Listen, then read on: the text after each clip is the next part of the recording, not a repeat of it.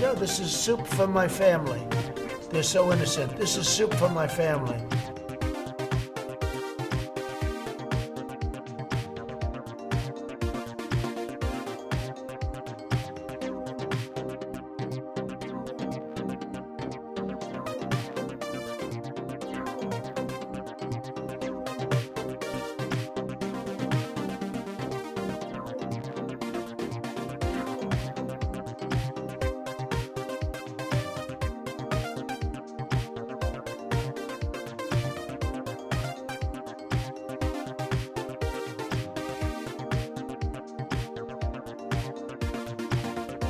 Somebody like that can write good.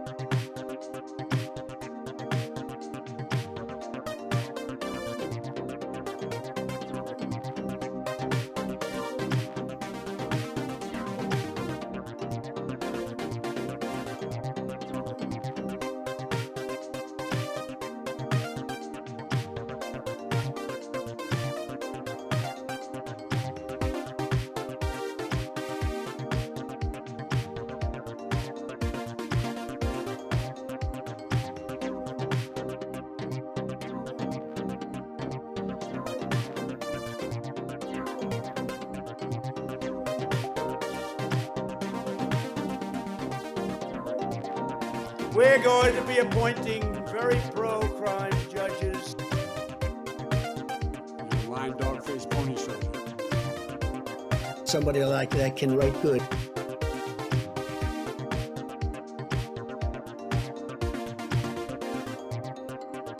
Michigan gave us Motang, gave us Motown, gave us the Mustang.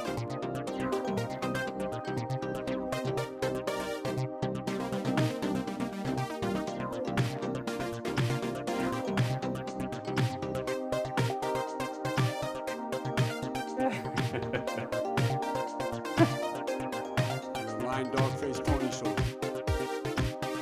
We're going to be appointing very pro-crime judges. Hi, everybody. We are the mighty Motang. Michigan gave us Motang, gave us Motown, gave us the Mustang. I'm dying. I'm dying over here.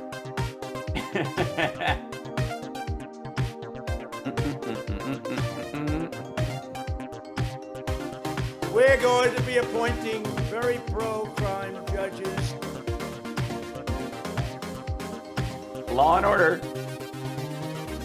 Oh, so good. All right, here. Sorry guys, that took a lot longer than I thought it was going to take. We're doing house stuff. We're finally out as of today, out of the other house, and now the mission begins to unpack. My neck is slightly tweaked from carrying heavy stuff. I don't know if I slept funny or something, but it's been one of those like Batman days. It's really good. I managed to soldier through it anyways, but I am not by the fires. We are just by the dust. Hi, Arlene. So we're good. Thank you guys for subbing. It is sub September, so apparently you can sub for half off, which is really lovely. Which means you can gift people subs for half off as well. I did not know this. Of course, I find this out, a third of the way into the month. But if the audio is off, yeah, try refreshing your page. I guess having just said that, they wouldn't have heard that. Oh God, I'm tired. I need a nap. Really, really friggin' bad. But if I take one, I will be up all night. So it's one of those days where I'm just soldiering through until I collapse.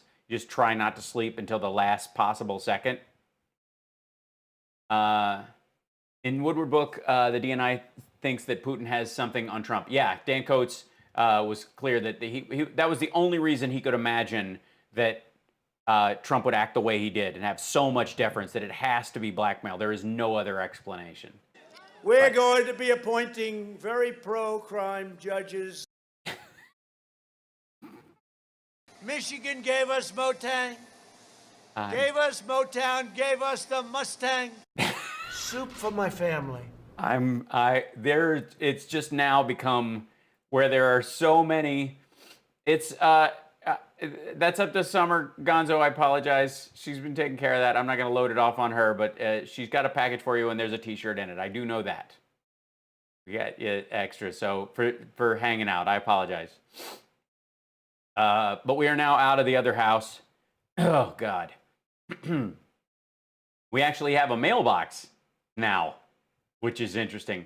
Moose Tang, that's it. Yeah. Yeah, he said that. I don't know if you heard that one, Arlene. We're going to be appointing very pro-crime judges. That is not. That is not edited in any way. That's live from Freeland, Michigan. Trump live from Freeland, Michigan. But please tell me again how Biden makes too many gaffes. Yosemite. You know what I mean? Tell me how he doesn't even know where he is or can't read. Wildlife refuges. I mean, you look at this, you look at what we do with our wildlife. I have to say, this is my new favorite. We're going to be appointing very pro-crime judges. God damn it. Okay, so let me look up one thing before I switch us over to our clip. And by the way, Trump's Nevada, he's in Reno. He's doing 2 events. On the schedule, it looked like 2 events. I don't know if that's true or if one's like a charity or a fundraiser and the other one's the actual rally or both or not. I don't know. Because I can only find one of them, and it's about to start in 15 minutes. So we will go live to that when it happens. But in the interim, let's see. We will go, let's see. Where are we? I got to do this. Little area probably.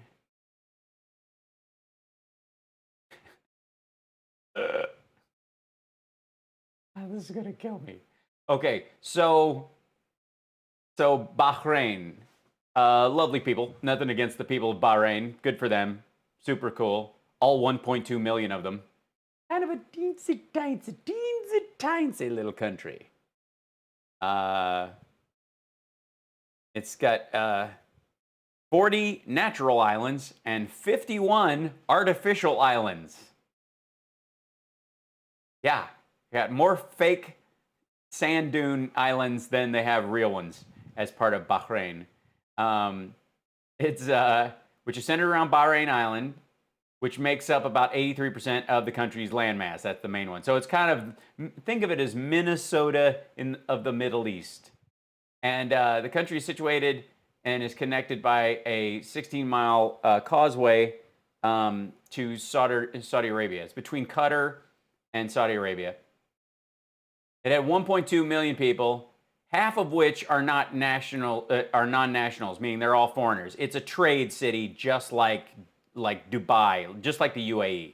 Like, this is a port culture. That's they make and sell, or they more than likely they're a port. They're like a gas station for a lot of these ships and the like. It was ruled by the Portuguese from 1521 to 1602. Shah Abbas I of the Safavid dynasty, under the Persian Empire in 1783, Bani Utbah clan captured Bahrain from Nars al-Madkur, and it has since been ruled by the Al Khalifa royal family with Ahmad al-Fateh as Bahrain's first Hakim. So Bahrain is joining Trump's Middle Eastern peace deal with Israel by quote-unquote normalizing relationships and normalizing relations. And we will go to, hold on, that's what I've been reading off of Wikipedia because I don't know anything about Bahrain. But there's the coat of arms for Bahrain, and there's their flag. It's pretty sweet. Apparently their national animal is the great white shark. And the capital city is Manama. which is all right. And they are 50% Arab, 50% Asian, 1% European, 1.2% others. Who might they be? And there's 1.5 million people in the whole country, and the country's worth $78 billion total. That's their GDP. That's GDP nominal, and their okay. Per capita, 27,000. It's a cute little country. They're lovely. It seems like a lovely place to visit. Capital and the largest city is Manama.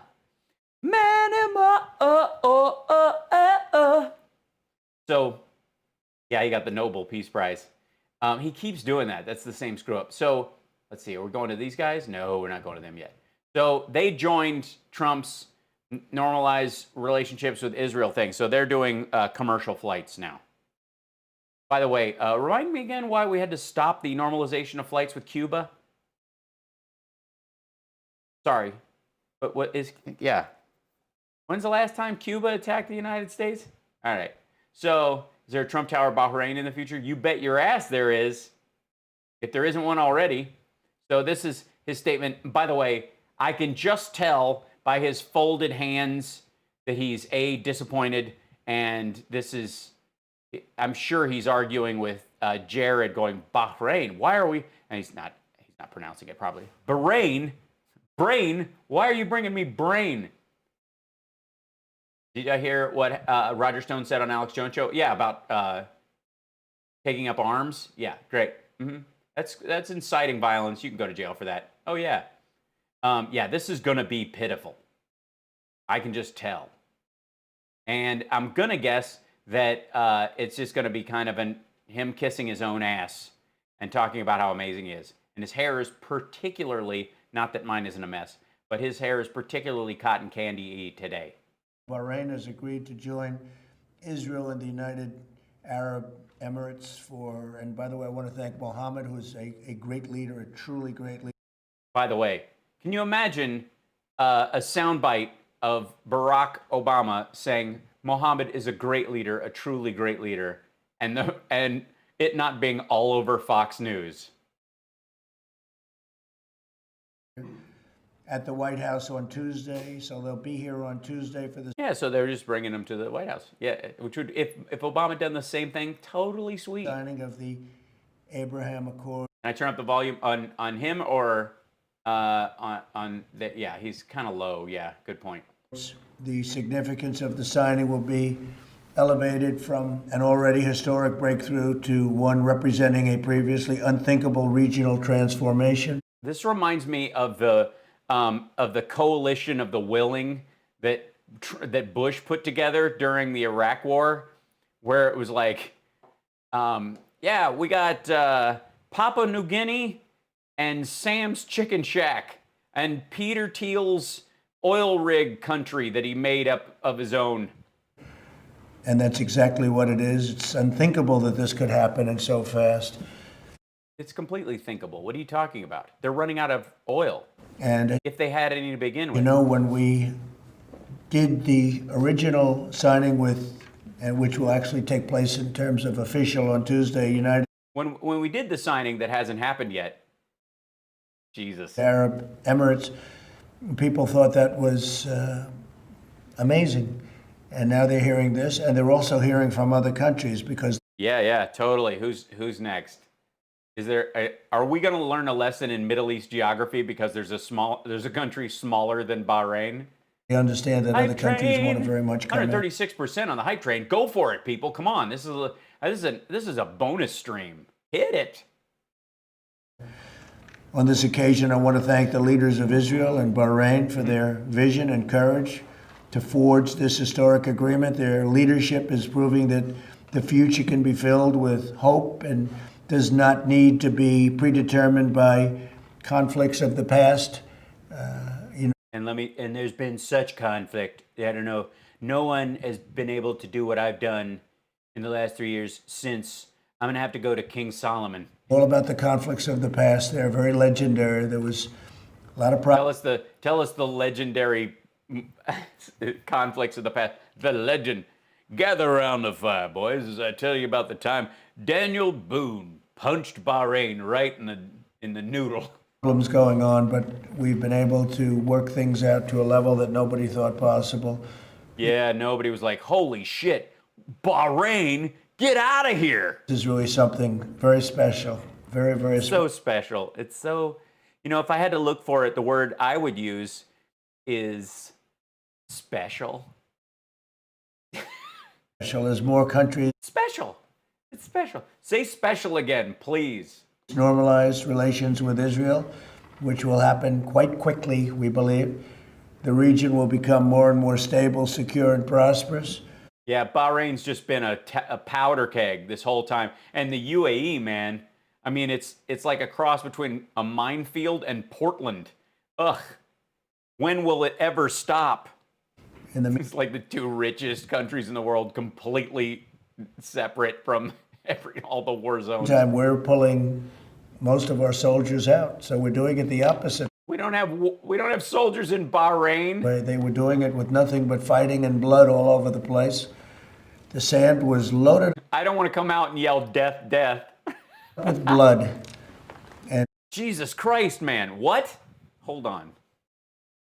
What is this shit? now you're going to see that Hold on. sand was loaded up. They were doing it with nothing but fighting and blood all over the place.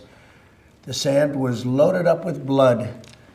And now Jesus Christ. The sand was loaded up with blood.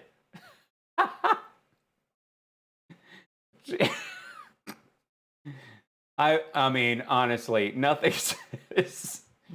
The sand was loaded up with blood. Can we get more blood in here? I'm sorry, it's full. What do you mean? The sand, it's loaded up with blood. I mean, there's just, you can't get any more in here.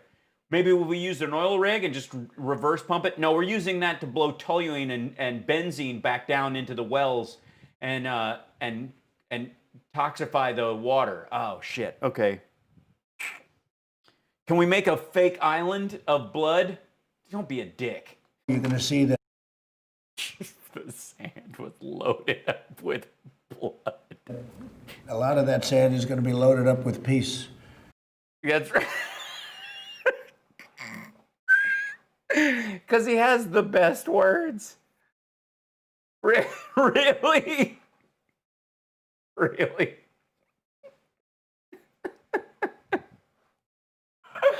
Oh, God, this is stupid.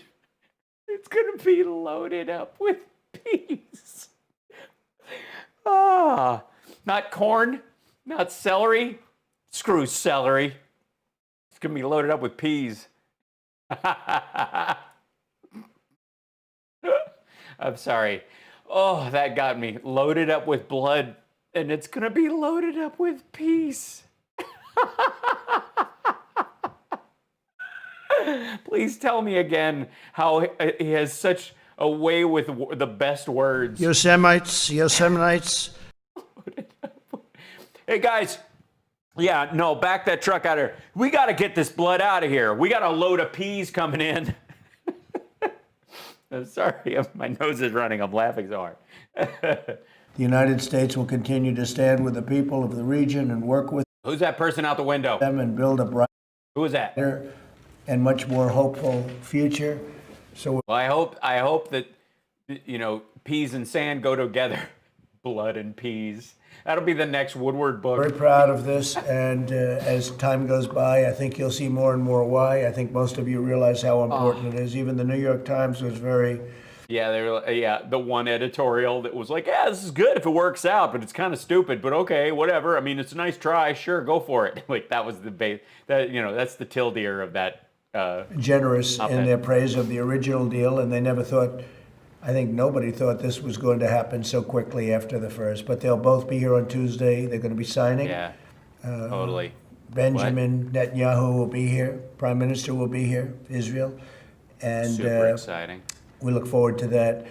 Just on this deal, because of the importance of the deal, we'll take some questions. But first, I'd like to ask Jared to say a few words. Oh, good. Jared's going to talk. Whatever. That's cool. Does anybody speak binary? It's like a second language to me, sir.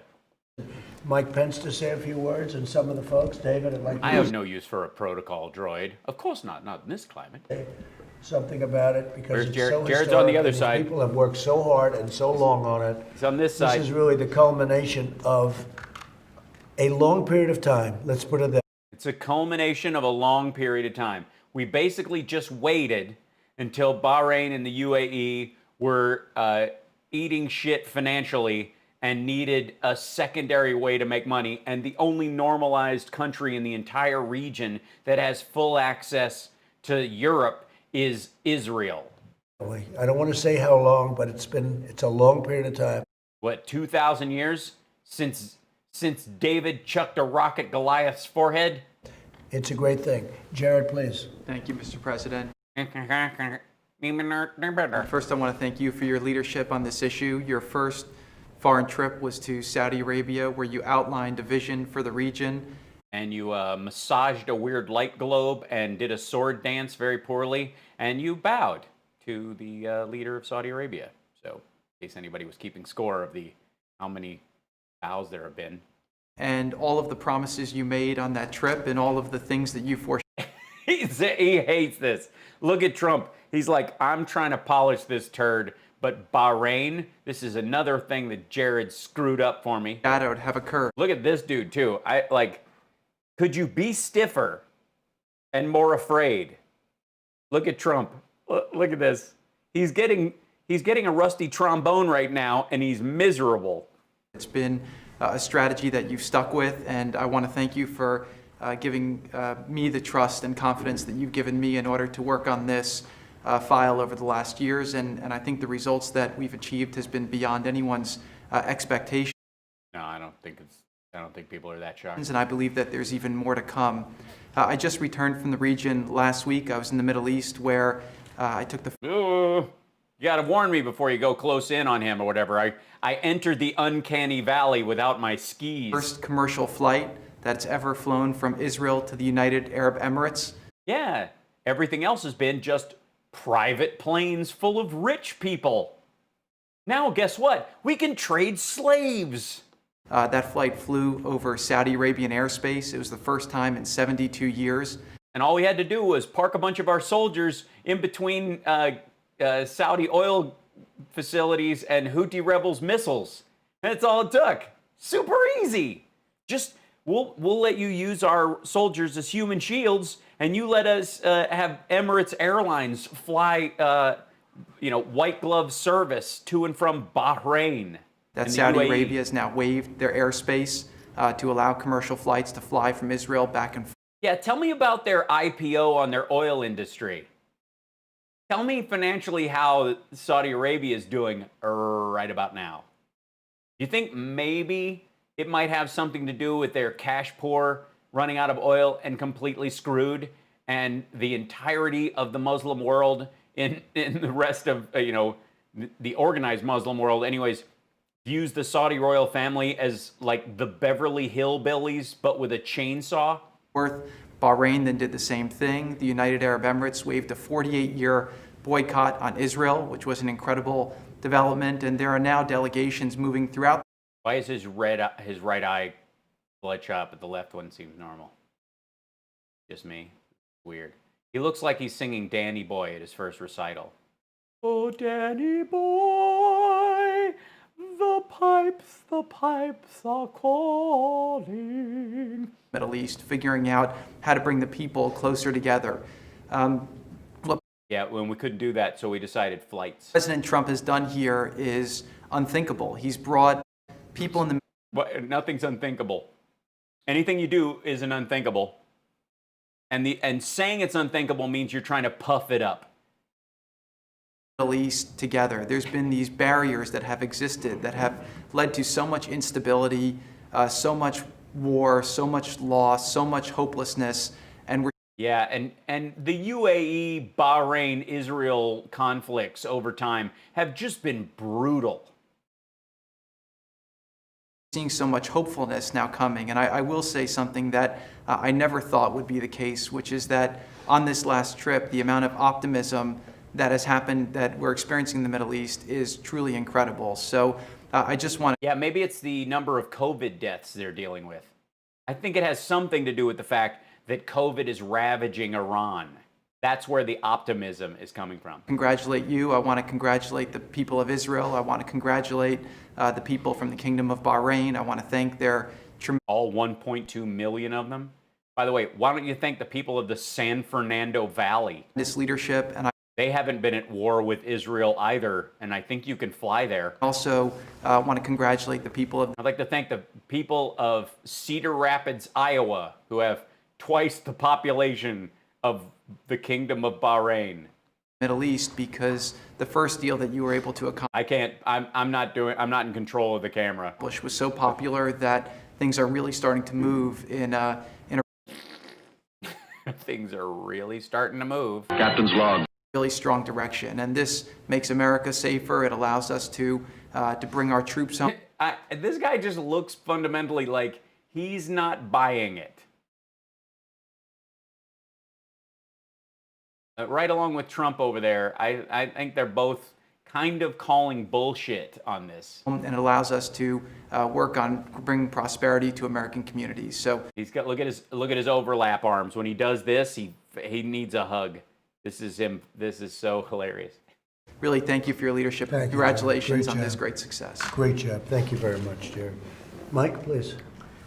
Mr. President, I can think of No greater thing than the destruction of Israel at the hands of evangelical Christians. The great slitting of the throat on the mountain of Armageddon will be one of the greatest achievements of your presidency of a second term. And oh shit, I forgot where we were. no more fitting tribute to the heroes that were forged on this day 19 years ago. What? No more fitting tribute to the people who died on 9/11 than the normalization of commercial flights between Israel and Bahrain? What? What? Could you be more of an asshole? Jesus Christ. What? No more fit. You want a fitting tribute? Put back the $4 billion you took from the 9/11 firefighters fund. All the heroes that were forged on battlefields ever since.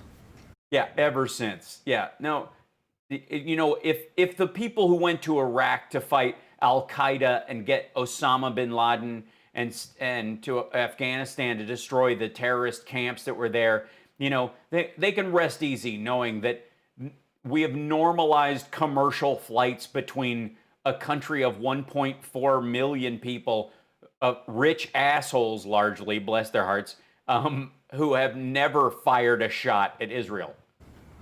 Than to see this peace agreement announced today. And Mr. President, Yeah, can you imagine laying a rose at the grave of an Iraq war dead soldier? Well, at least you can fly coach or business class now to Bahrain from Tel Aviv, and that's what you were really fighting for, isn't it? you said from early Jesus, are you nuts? Just write this as a piece of paper. Just stack it. Just go, here's another thing we did, and piss off. This is gross. that we could stand with Israel and we could stand for peace. And I can't stand you. And I don't have my glasses nearby. I'm sorry, Natalie, to do Steve Mnuchin if he calls on him, because he's doing his and he's covering his nuts, because I think Trump's been walking around backhanding everybody. Your very first foreign trip was to the Arab world to reach out, to create To Bahrain. new alliances. You Come affirmed on. our support for Israel when you moved the American embassy to Jerusalem. And the strength with which Has he been crying? Are they all high? Seriously, did somebody hotbox the Oval Office? Why is everybody bloodshot? you have approached Have you just been up all night dealing with Woodward quotes and like, okay, let's announce Bahrain, just screw it. Let's just say Bahrain's a big deal. Let's just do it. The 150,000 extra people died because of how we screwed the pooch with the pandemic. Let's just announce this. Anything, just get it out there. has made now this second historic peace agreement possible. It's fantastic that Trump Tower Manama is going to get launched. And I want to congratulate you and thank Yeah, of course you do. I mean, do you have another task? you, Mr. President, for your leadership. They've all got COVID eyes. Why is this so weird? This is always weird. Because they want to go all Kim Jong-un, but they're not good at it.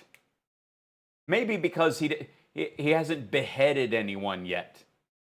Because we learned also from Woodward's book that Kim Jong-un showed Trump the beheaded body of his uncle that he killed to take power.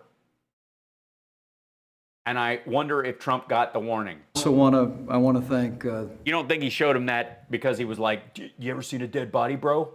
the people of the Kingdom of Bahrain and the people of Israel for finding a way forward Yeah, money. to begin to take And both of them are, I mean, they're essential ports. one more step toward peace in the Middle East. And Yeah, I don't think he's convinced. I don't think Mnuchin's buying Okay. it. They're all like, all right, bro. this president and Trump is so excited. Oh, God.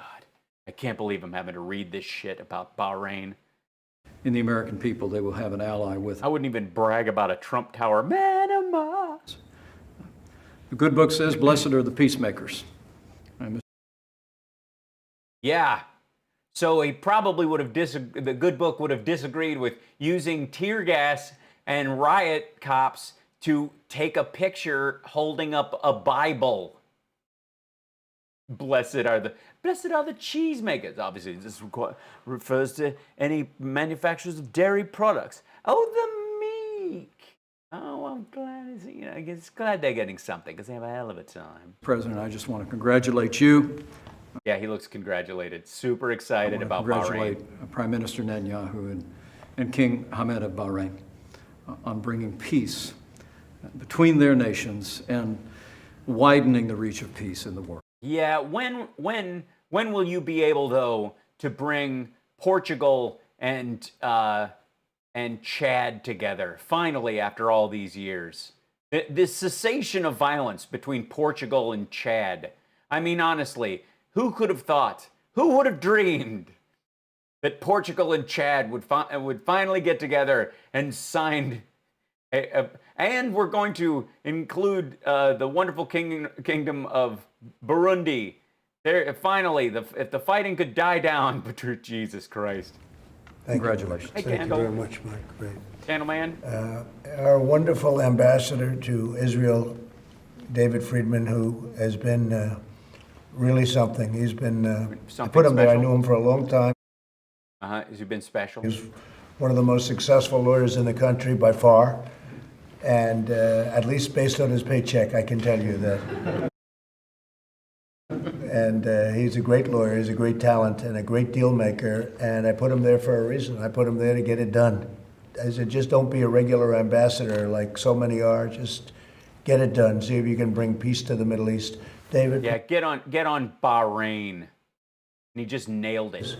Thank you, Mr. President, and I will always be indebted to you for giving me that honor. It's one that I hold extremely dear. Well, as you know, Mr. President, people have thought about the Middle East for the past 100 years or more as a place of violence, of hopelessness. Yeah, every time I sometimes wake up sweaty going, Bahrain, what if they get a nuke? Of suffering, of war. What if the UAE builds their giant mall half the size? What we're seeing What if they stop importing $10,000 a night prostitutes from Niger? From the Niger Delta? What would happen then? Sometimes I don't know how to even deal. in real time in this room today and last month. We're seeing the Yeah. paradigm of the Middle East completely change. The world is turning in a very positive way. Yeah, I think so. I think with COVID going around and It's all just letting Iranians die en masse has really undermined the control of their control in the region more than anything else. because, if I may say, He's is it Thomas Friedman? He's the our ambassador to Israel. because of the policy that you began in May of 2017 of trusting our allies, of empowering our allies. Yeah, being pro NATO. Oh, sorry. In my case, of course, of being the greatest friend that Israel has ever had, of putting people on the job who share those values and convictions, and Trying to screw the Palestinians at every turn. fruit is now being born in this incredible peace agreement. Incredible. It's incredible, guys. Your policy of peace through strength has changed the world profoundly for the better, and I'm, Are all these fools getting rich from this? Yes. Yes, they are. as the ambassador to Israel, Voila! eternally grateful for the changes that you have made for the U.S.-Israel relationship. Thank you, David. Great job. Thank you. Avi, please. Oh, thank you, Mr. President. Congratulations. He looks young, but he's not as young. But I will tell you, he's very smart. Go ahead. Thank you, Mr. President. And congratulations on just a tremendous, historic, achievement here today. I think I just speak for everybody in this room, all of my colleagues who've worked in your administration, that thanks to your leadership, there's just a tremendous sense of pride to be an American, to work on these issues His eyes are bloodshot. Like, they're all baked. under your leadership. What was in the food? What was in those brownies? Do you get red-eyed from edibles? I don't know. I don't smoke pot, so you'll have to tell me. I'm just so appreciative to you and so honored to be part of your team. So thank you. Thank you, Avi.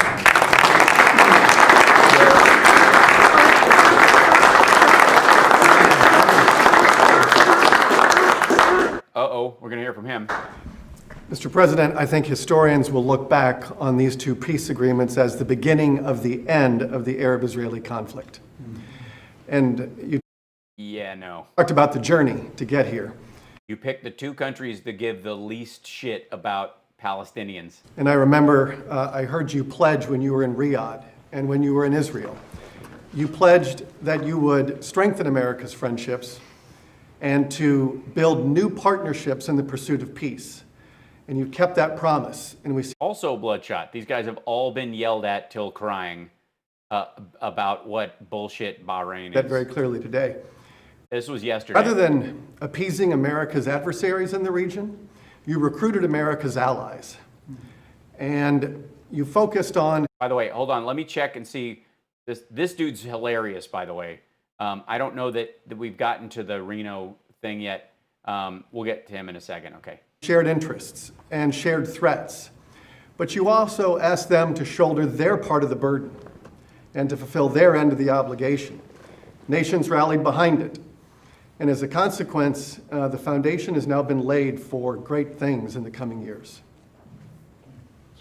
Yeah. I don't know, dude. I'm looking at your face. I'm looking at the freeze frame, and I'm looking at how you're looking at Trump. And I'm gonna guess that you were like third board member number, in Secret of My Success, who was just running around the rooftop kissing ass. Great. Well said. Thank you very much. Would you have anything to say?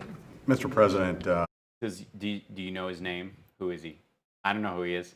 Can you say who he is? Can you, Mr. Super Memory? on behalf of soldiers, sailors, airmen, and Marines, thank you for your bold leadership and Sheikh Mohammed's bold leadership, Prime Minister Netanyahu's bold leadership, King Hamed's bold leadership, Sheikh Mohammed bin Zayed again. Your bold leadership, what we've tried for the last 100 years, has not worked. I think it's very fitting that on September 11th, we honor those special operators that we've buried and lost with peace. Yeah, and this is the way to be. I can't with this. And look what's happening now. They're all of a sudden saying, I think they made a mistake. They're all saying that about themselves. So I just want to thank this group in particular for staying here and helping us out and doing things that nobody thought could have happened. And under the old concepts of national defense or whatever category you want to put it under, that wasn't working and it was never going to work. What's up with your hair, dude? Why are you all sweaty? Why is everybody bloodshot? What were you all doing? What kind of weird, hooded, esoteric, Satan worshiping thing were you guys doing? Is it the candle and incense stuff from your big Baphomet worship? I don't understand. Look at this. Look at that. Ew. Seriously. And we changed things Yeah, this is human centipede. If each piece could around talk. very drastically, and then we started to negotiate. And The good news, and I look at David because you know it, you see it, you hear it. The good news is we have many other countries now in the Middle East that want to be in this, and that means peace, because they're tired of fighting. You know, they can fight, and they're all great fighters, and they're warriors, but even great warriors get tired of fighting. And you would know. You know, sometimes he just gets tired of fighting. You know, you can tell. Sometimes your bone spurs just grind you. You know what I mean? You know what I mean. Do you know what I mean? You don't. You know. Come on, you guys know. Tired of fighting. And I can see things positively happening with Iran ultimately. I think that can all work out very well. And I think that as long as lots of them die in the near future, that'd be really helpful. So many great things are going to happen. And then we can also discuss the Palestinians. I think the Palestinians are going to end up doing something that's going to be very smart for them. And all their friends are coming into this, and they want to come friends, it's like a party. Who's bringing snacks to it? They want to come into it very badly, and I can see a lot of good things happening with respect to the Palestinians, which would be really wonderful, whether you were on their side or not on their side. People want to see it all brought to an end, and brought to an end quickly. So that's going to be very important. But this is a very historic day. Would anybody else like to say anything? Please. Something. Can anybody else convince me that this is a big deal? Because I'm not buying it. Go, please. Mr. President, I just want to thank you and Ambassador O'Brien for giving me the chance to set up a situation where the Jews can all be pushed into one place where we can get them to bring our Lord and Savior back. Opportunity to serve on the National Security Council staff and be part of something historic and be part of a team. Avi and Jim. Christ, I hope he has wipers, because these poor people's noses are tremendous leaders, and the opportunity to work with them to do something important has been the highlight of my life. And thank you for letting me do that, sir. And you've been doing this for a long time. You never saw anything like this, right? No, sir. No, nobody even thought, like, what the shit do we care about Bahrain for? We take a little bit of a different approach. Anybody? Please, come on, my friend. Mr. President, my friend who hey, guy. 19 years ago today, bro. My father and I almost got caught in the crosshairs of that first jet that hit the Twin Towers. That event changed the course of my life. It led me to become a United States.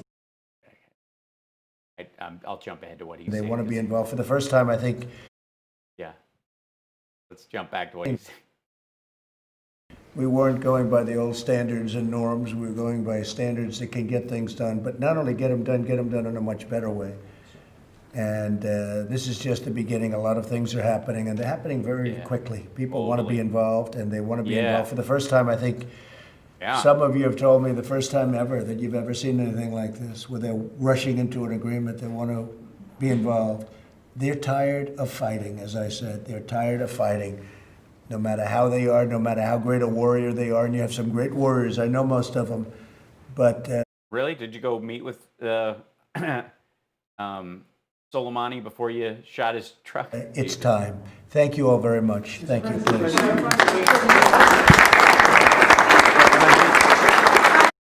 By the way, he doesn't take questions. They clap the press out of the room.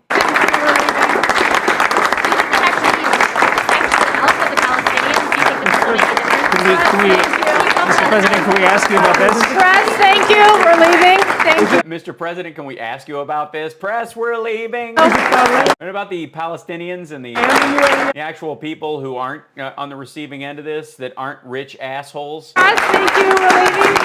Thank you. Guys, out, okay? That's all you need to know, is that you can take, that, you know, besides private planes, you can now take commercial flights. Fabulous. He can't read our lips. Oh, yeah, I'm sorry. No, you're good. You're good. I just make sure you guys go. Oh, no, that's fine. Let's wait for Gabby to see if we can go back to this room. Do you want to take a sprint? Yes. Wait, I need to find... I feel like I'm spying on these folks. You know what I think? I'll make things simple for Hal.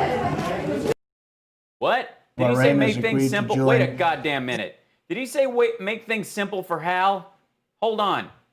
Let's wait for Gabby to see if we can go back to this room. Do you want to take a sprint? Yes. Listen. Wait, I need to find... You know what I think? I'll make things simple for Hal. Hey! I need to find, you know what I think? To make things simple for Hal. What? I need to find, For the record. you know what? Oh, thank you. It's a Jamba Juice run. Thank you. Salvation. Thank you, my love. Hi, Murph. You want to come in and say hi? Come on, Murph. Come over and say hi. Yeah. Hi. What are you doing? I know it's a mess in here. I haven't had a chance to do anything. Yeah. Hold on. I'm going to pick up a cat. Look at this. Hello, buddy. Hello, buddy. Hello. Where are you guys going? You can't run away all of a sudden. Are you going now? Where are you going, Murph? Come back. Here. Stay. Where are you going? All right. Forget it. Uh-huh. Yep. Nope. They're just running around. All right. Never mind. Fine. You don't want to be on camera? Forget it then. You just be a sad cat in the basement meowing for no reason. That's fine. Yay.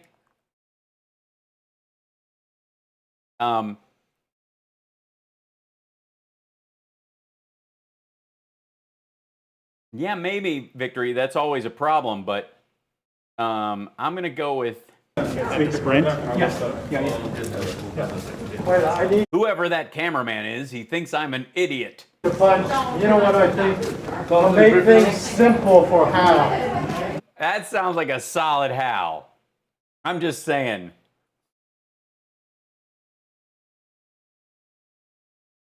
And I'm just saying, there's probably a lot of Hals involved in an Israeli-Bahrain peace deal.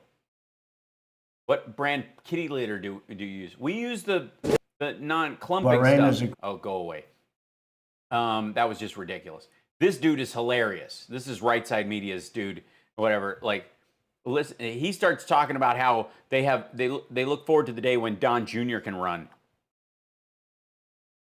Like, it's straight up nutty. Hold on. I think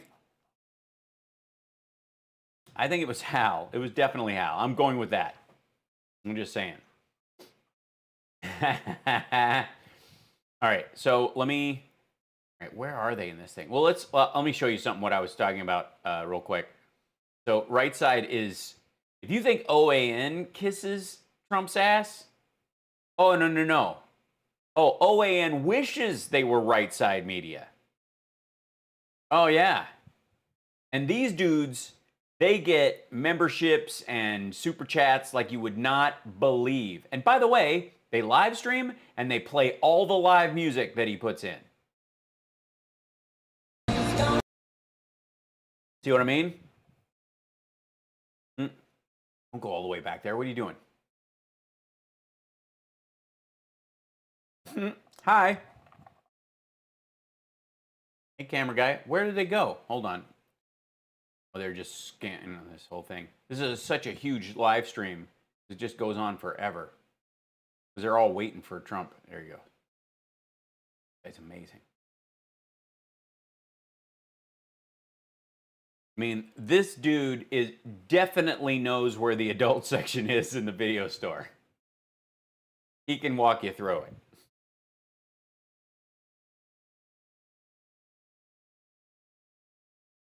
Come on, play that thing. They got a ridiculous chat going on there, so it's just loading like crazy. Oh, it's totally COVID Palooza. Yeah. Oh. Come on now. Oh, just play, you rat.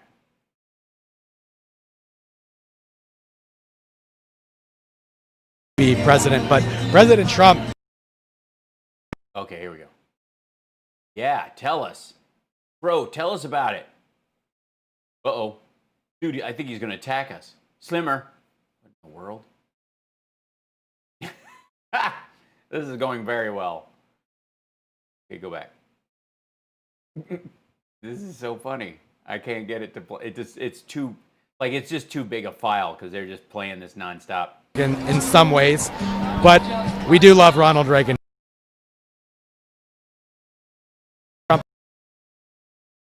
Job. And you know, I think it's honestly good ran in 2016 because in 2012 Mitt Romney ran.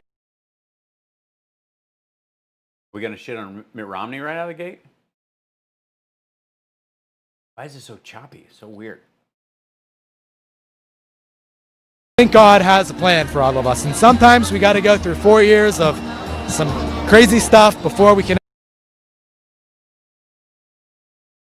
Do we now? We can actually get back on track. But President Trump getting into office would not have had that under Mitt Romney, who is now not going to endorse Trump. He impeached him on one of the articles of impeachment. Hey. It was so close to being president, too, to think that that man could have been our president at some point. And he would have just been another career politician in it for himself. He's Hillary Clinton, basically. He's Hillary Clinton. A little less annoying. He's saying Mitt Romney is Hillary Clinton. And a little more tolerable, but he's Hillary Clinton. But luckily, we've got President Trump now, and I think we're going to have him another 4 years, and we'll see who runs after him. Yeah, tell us. I'm not sure who we're going to get. We could get Crenshaw from Texas. He's a great man. He's faced a lot of slack before from a lot of people on the left, but he's a very good American, a patriotic American. Flack, not slack. Slack is something you give to someone. Flack is something you give at someone, I suppose. He was hit in war, but he was hit in war. You mean when he lost his eye? Very good American. He's a tough fighter. We've got Ron DeSantis, who's doing a great job in Florida. We've got Kristi Noem out of South Dakota. She's the governor there, doing a great job. Nikki Haley out of South Carolina, great governor, great ambassador to the UN. Even Vice President Mike Pence. I think he would bring back a Christian message, maybe of unity and hope and God. Something that we really do need in America that President Trump has been doing for us, and I think Pence could do that. Maybe Don Jr. could. Yeah, the whole grab him by the pussy kind of thing was really, I think, that if anything gives you that good old Christian message, it's 22 rape charges, one of them being a 14-year-old girl. Or Eric, or one of the other Trump children. Who knows? I think we're going to have an interesting... Wait, you did not. ...in America that President Trump has been doing for us, and I think Pence could do that. Maybe Don Jr. could run, or Eric, or one of the other Trump children. Who knows? I think we're going to have an interesting 2020... Eric. Dude, like, I mean, I have that face because Eric? For election, to say the least, because when President Trump wins, his successor is really going to have a hard fight against the left as well.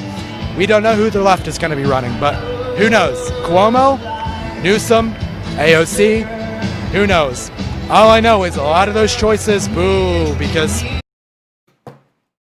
Dude, bro. All I know is boo, because why? If you want your town to look like New York City, where you've got trash. It's pretty sweet most of the time. Like when there's not a runaway pandemic that the president can't get his hands around. New York's pretty friggin' sweet. Who would want to live in New York? I mean, barely any people live there. It's so small. It's ridiculous. All over the streets, you've got crime rising in the streets. By the way, for your Pence Christian message, they're playing Losing My Religion behind you. Seriously? Of New York, people fleeing the state. California, you've got waste everywhere, feces. Said too much. I haven't said enough. All over the street, tents and homeless people fleeing the state. People can't build buildings there anymore because... Oh, my vocal's not loud enough for them? I think it looks loud enough for me. Sorry. 1 second. That's definitely loud. It costs too much. You can't own a house because it costs too much to buy a house. What? It costs too much to buy a house, so nobody wants to live there because so many people want to live there. Dude, keep trying. Housing is way too expensive. The tax... This dude is literally paid to yammer for 3 hours straight.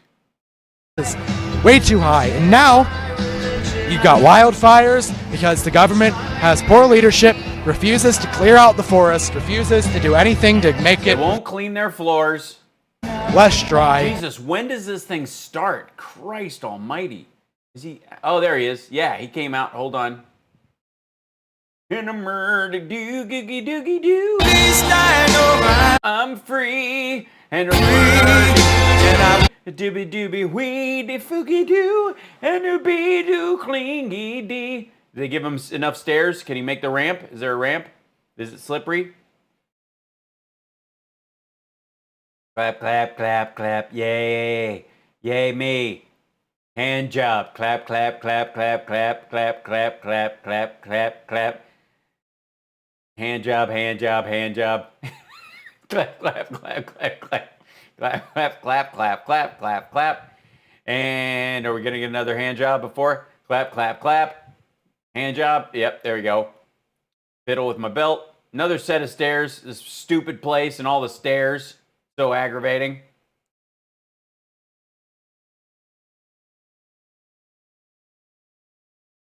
Clap, clap, clap. Thank you.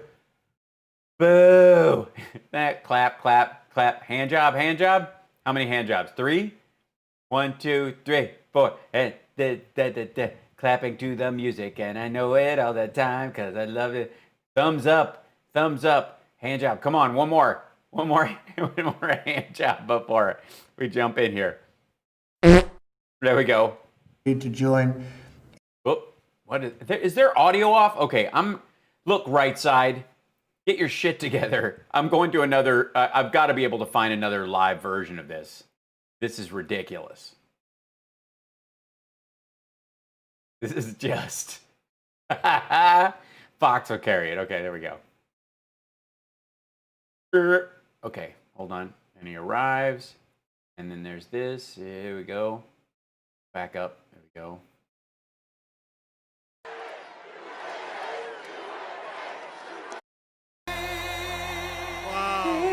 Wow. What a crowd this one is. And you got thousands and thousands of people outside. They're taking buses. They're working to get over here. They're taking buses? You mean those assholes who follow you to every single gathering? Wow. Imagine if we turned this into a fundraiser and actually charged for the tickets. How many fewer people there would be.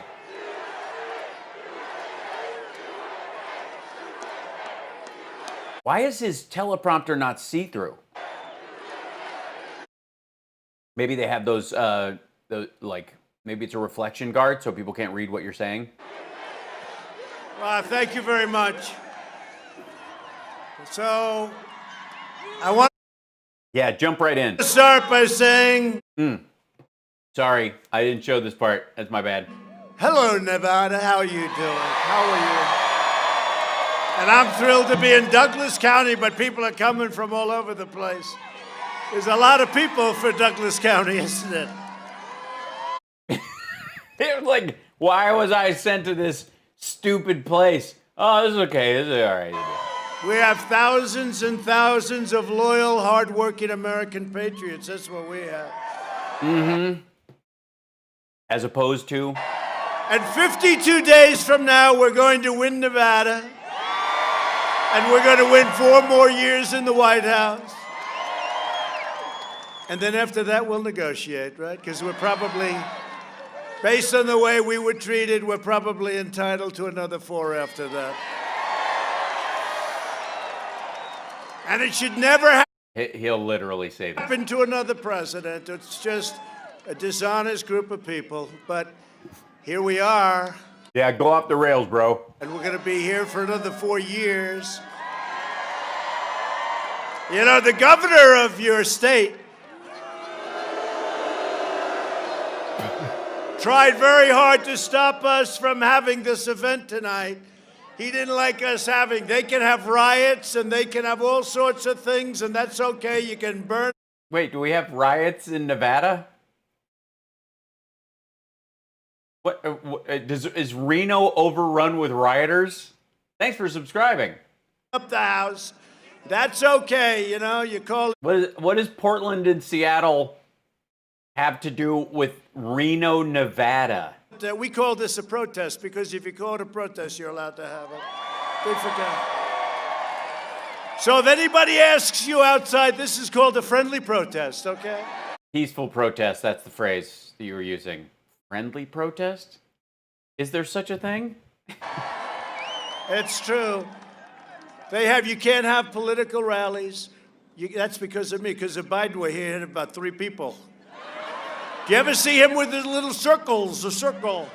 You know why he Social distancing. Yeah. puts the circles? Because he wants to be like correct with COVID, but it's not really, because they can't get anybody to fill up a room, so they put these big circles. True, he can't get anybody to fill, nobody wants. We don't want Democrats in a big group giving each other COVID, dipshit. Go. Oh boy, you know the fake news with all those people back there, the fakers. That's true. Yeah, I mean, especially me, you know. We're going to be appointing very pro-crime judges. Yosemite. Boy, they cover. Did you see the other day, now they're finding out that to do an interview, they ask him a question. That means they're giving him the questions. They never gave me questions before. So to do an interview, he demands on getting the questions, and his people write out the answers. So they ask him a question. He goes, bring it up, bring it closer. I can't see it, damn it. Great. This is something. You know, we have... This is his fantasy of how it's going. Yeah, please keep talking about how he can't speak and he doesn't know the answers and he doesn't have the facts and all that. Please keep doing that. Debate coming up in 3 weeks. Uh-huh. And here's the problem. Oh, yeah, here's the problem. You know, Winston Churchill. Did you ever hear of Winston Churchill? Yeah, you purse your bottom lip so you make your jowly face look like Churchill. You think it works. Winston Churchill was a great debater, great. And if Joe gets off the stage, walks off the stage, if he makes it, which I think he probably will, in all fairness. You know, he's been doing this for 47 years, right? I think he probably will. If he gets off the stage, they're going to say it was the single greatest debate they've ever seen. Winston Churchill was nothing compared to Sleepy Joe. You know that. Really? Yeah, is that how it's going to be? Jesus Christ. You know that. They're going to say, what a great performance. He was great today. He was great. This guy was great. No, he's not great. But your governor tried to stop us.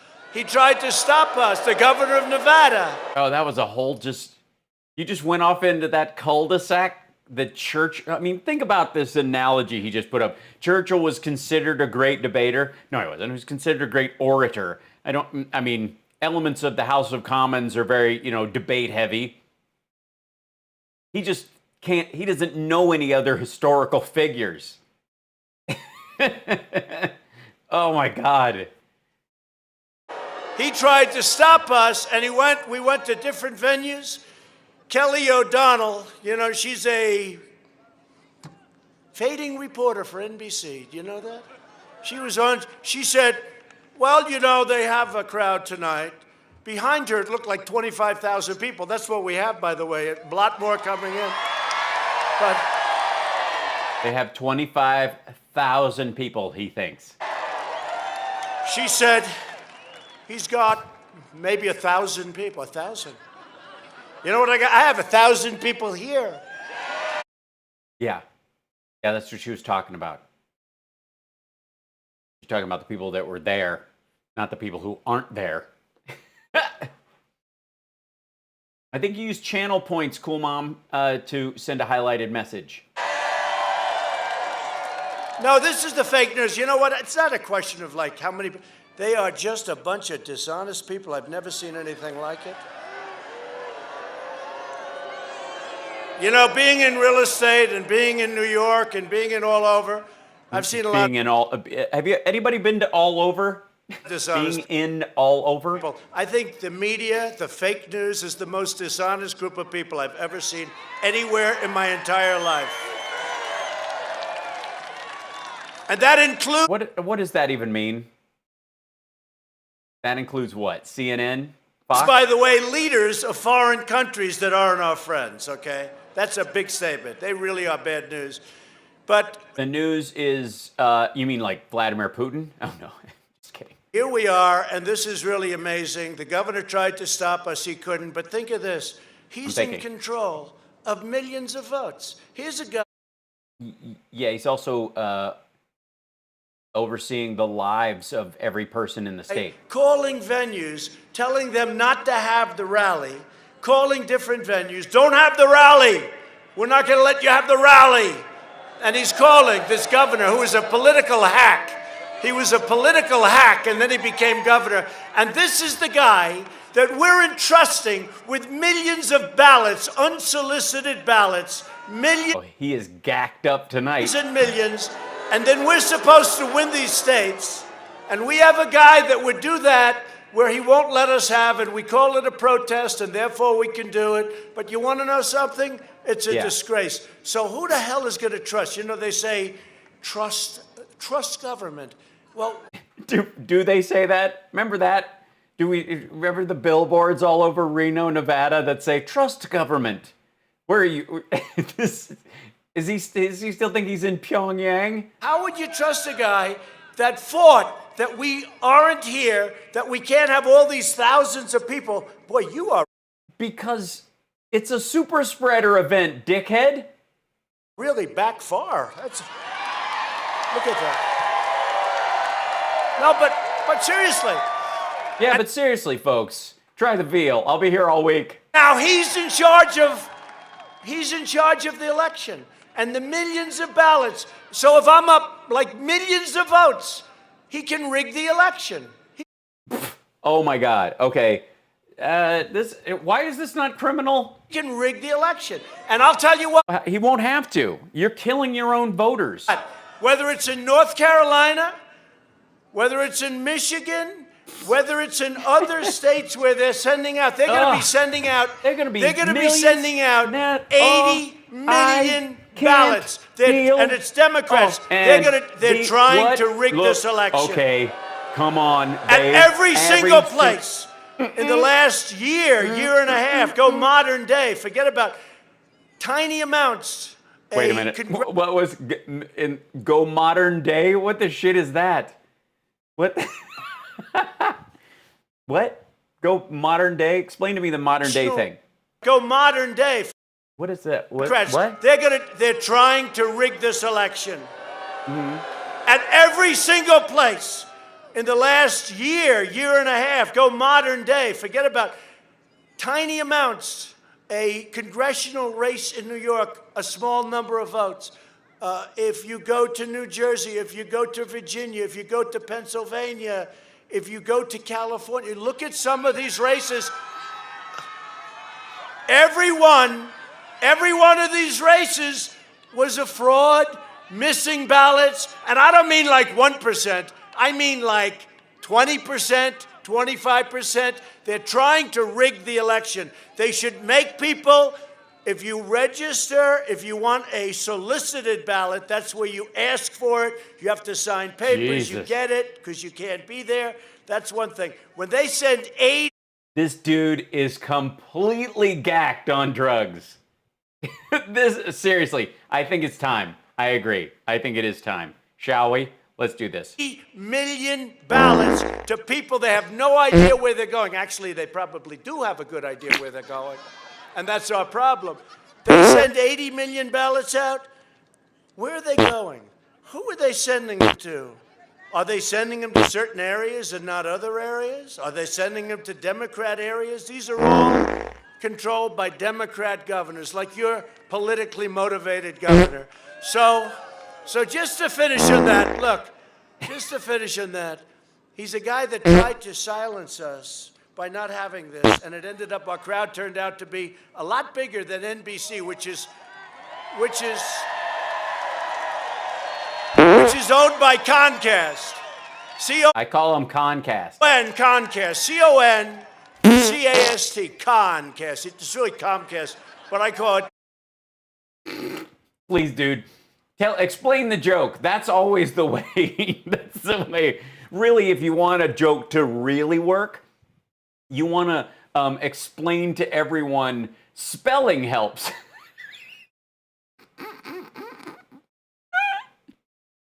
C-O-N. Tell us again. Which is owned by Comcast. C-O-N, Comcast. C-O-N-C-A-S-T, Comcast. It's really Comcast, but I call it Con because it's a whole con. I'll tell you what, you know, they talk. I didn't, wait, can you explain that joke again? I didn't quite get it. The old days, I think it should still be, news when they broadcast had to be reasonably accurate, right? And they had licensing. Today they can do whatever the hell they want. It's fake news and it's a disgrace. And you know what, back there, and I'll tell you. Yeah, please tell me that OAN and Right Side Media want to go through the news licensing process. It's hurting our country. It's hurting our country. Yeah, you should probably just, any of you nutcases should just open fire on the press that are just filming it. They're the biggest problem that this country has is the fake news media. Okay, so clearly more of these, they're getting a lead on some of the tapes because they have copies probably of what he said, and they've been going back over what he said to Bob Woodward, and they're not happy. That's why he was so miserable at the Bahrain thing, besides the fact that, like who gives a crap?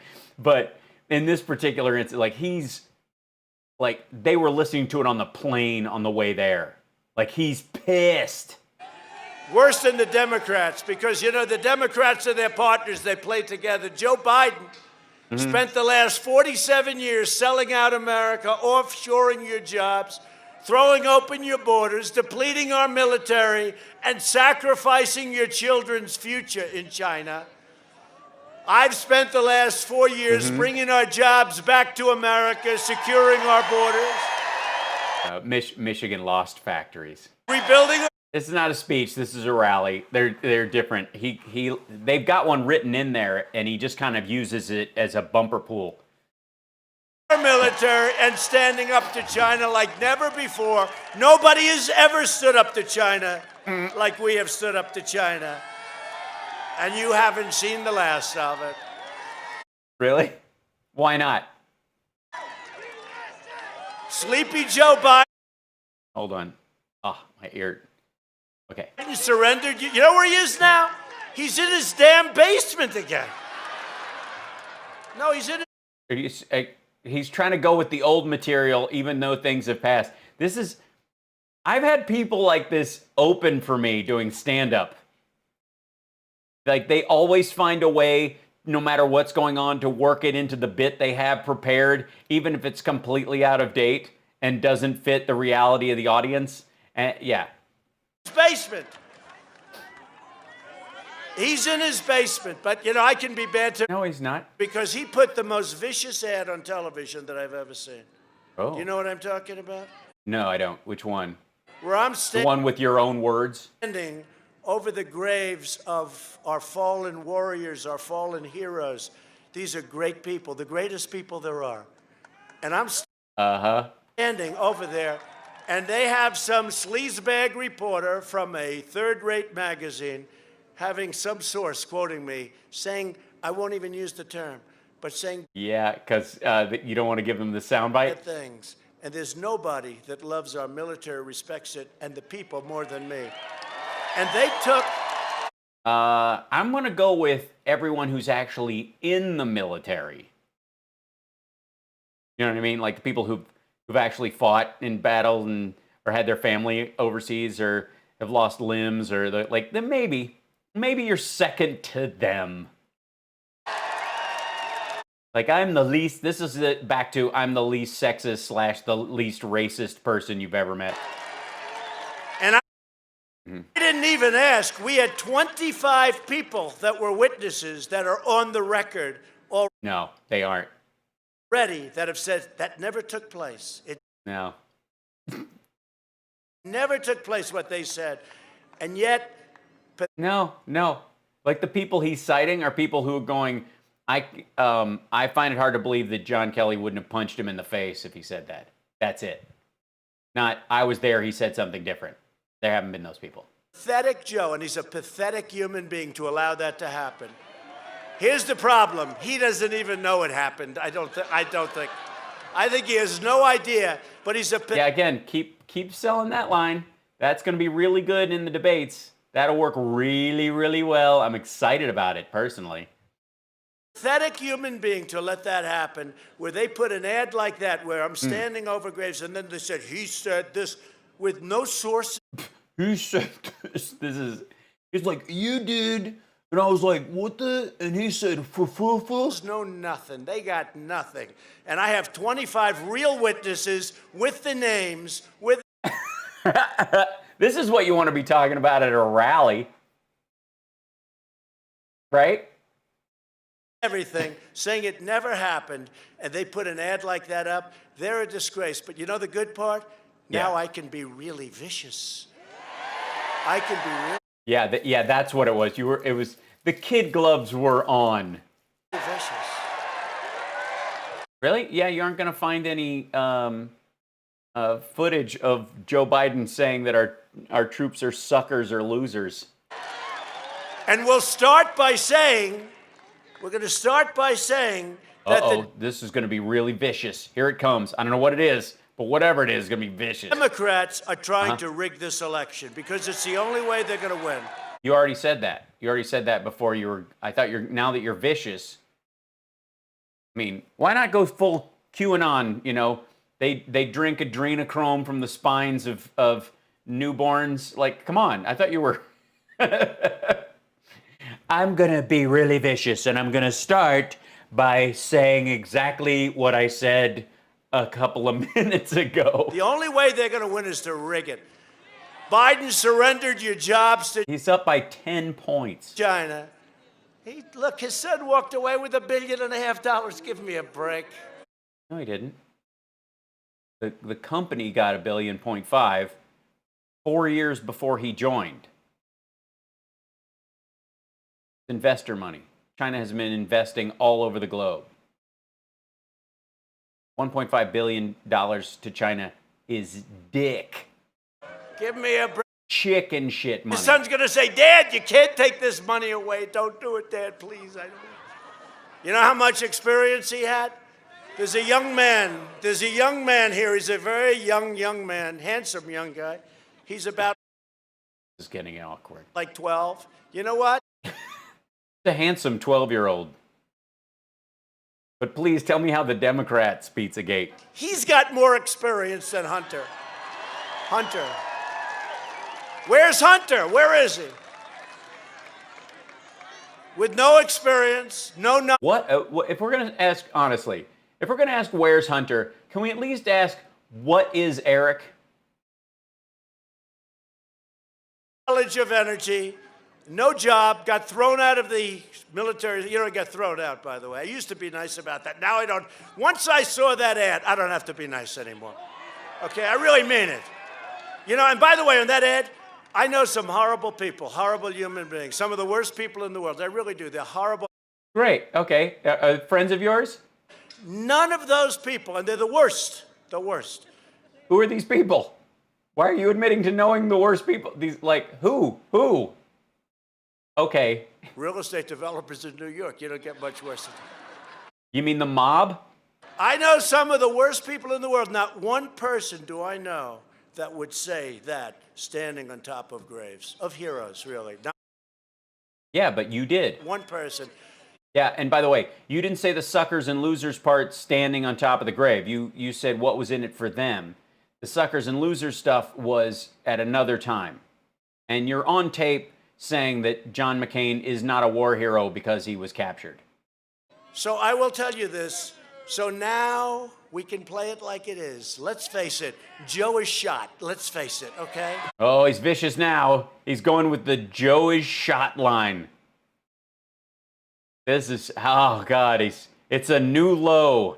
He was so rosy before this moment. He's shot. Okay, cool. If he's shot and he's obviously doesn't know what's going on, these debates will be a sweep, bruh.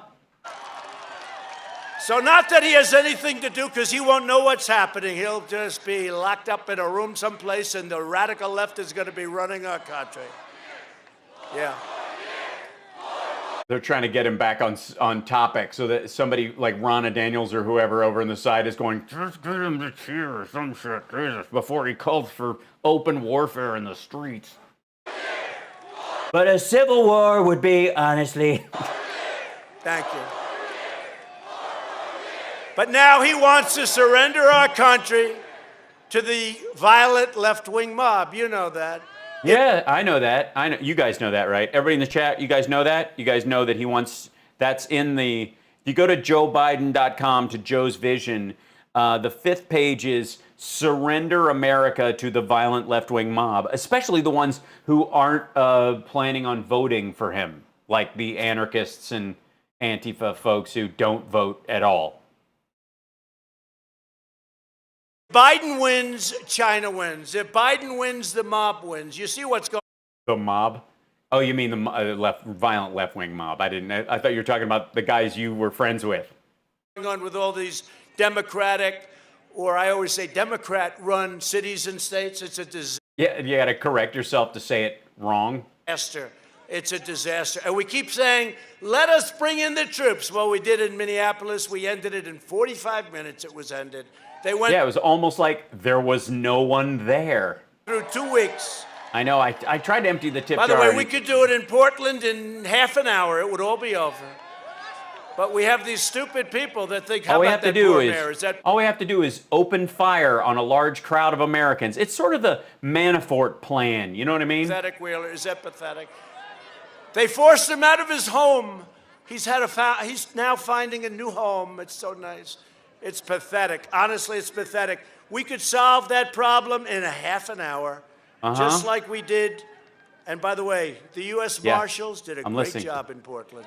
They did a great job. We support the U.S. Marshals. We love the U.S. Marshals. They do the hard work. And whenever the FBI has to scoop somebody up, a lot of times it's the U.S. Marshals in front taking care of them. I love you, U.S. Marshals. Just saying. This asshole doesn't own a like of the U.S. Marshals and the work that they do. Like the shit they have to go through. What U.S. Marshals see on the job is the worst. You know what I mean. If Biden wins, the rioters win, the anarchists win, arsonists, flag burners, they all win. Yeah, that's really the whole the whole crowd. I'm running for re-election to bring prosperity to Nevada, to the whole country. I've been here a long time. I have some things in Nevada that are very good.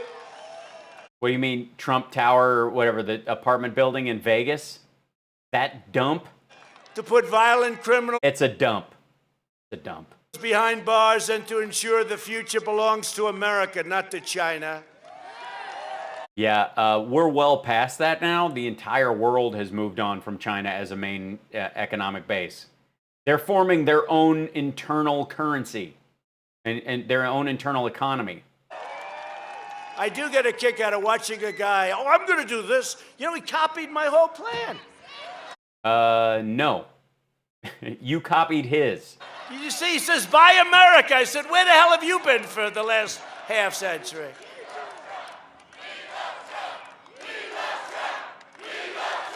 Thank you. He told my old when. I don't know now. What am I supposed to say during the debates? You hate thing.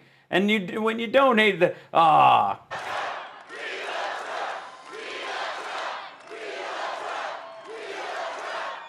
Could I ask the fake news to take your cameras and show all the way back there for hundreds of yards, all the way back there. Take your cameras. Go as far as the eye can see. Or the camera. No, tell NBC News it's not 1,000 people. You can't see it. You can't see it down here. You can't see it. You won't believe how many people. That thing goes back.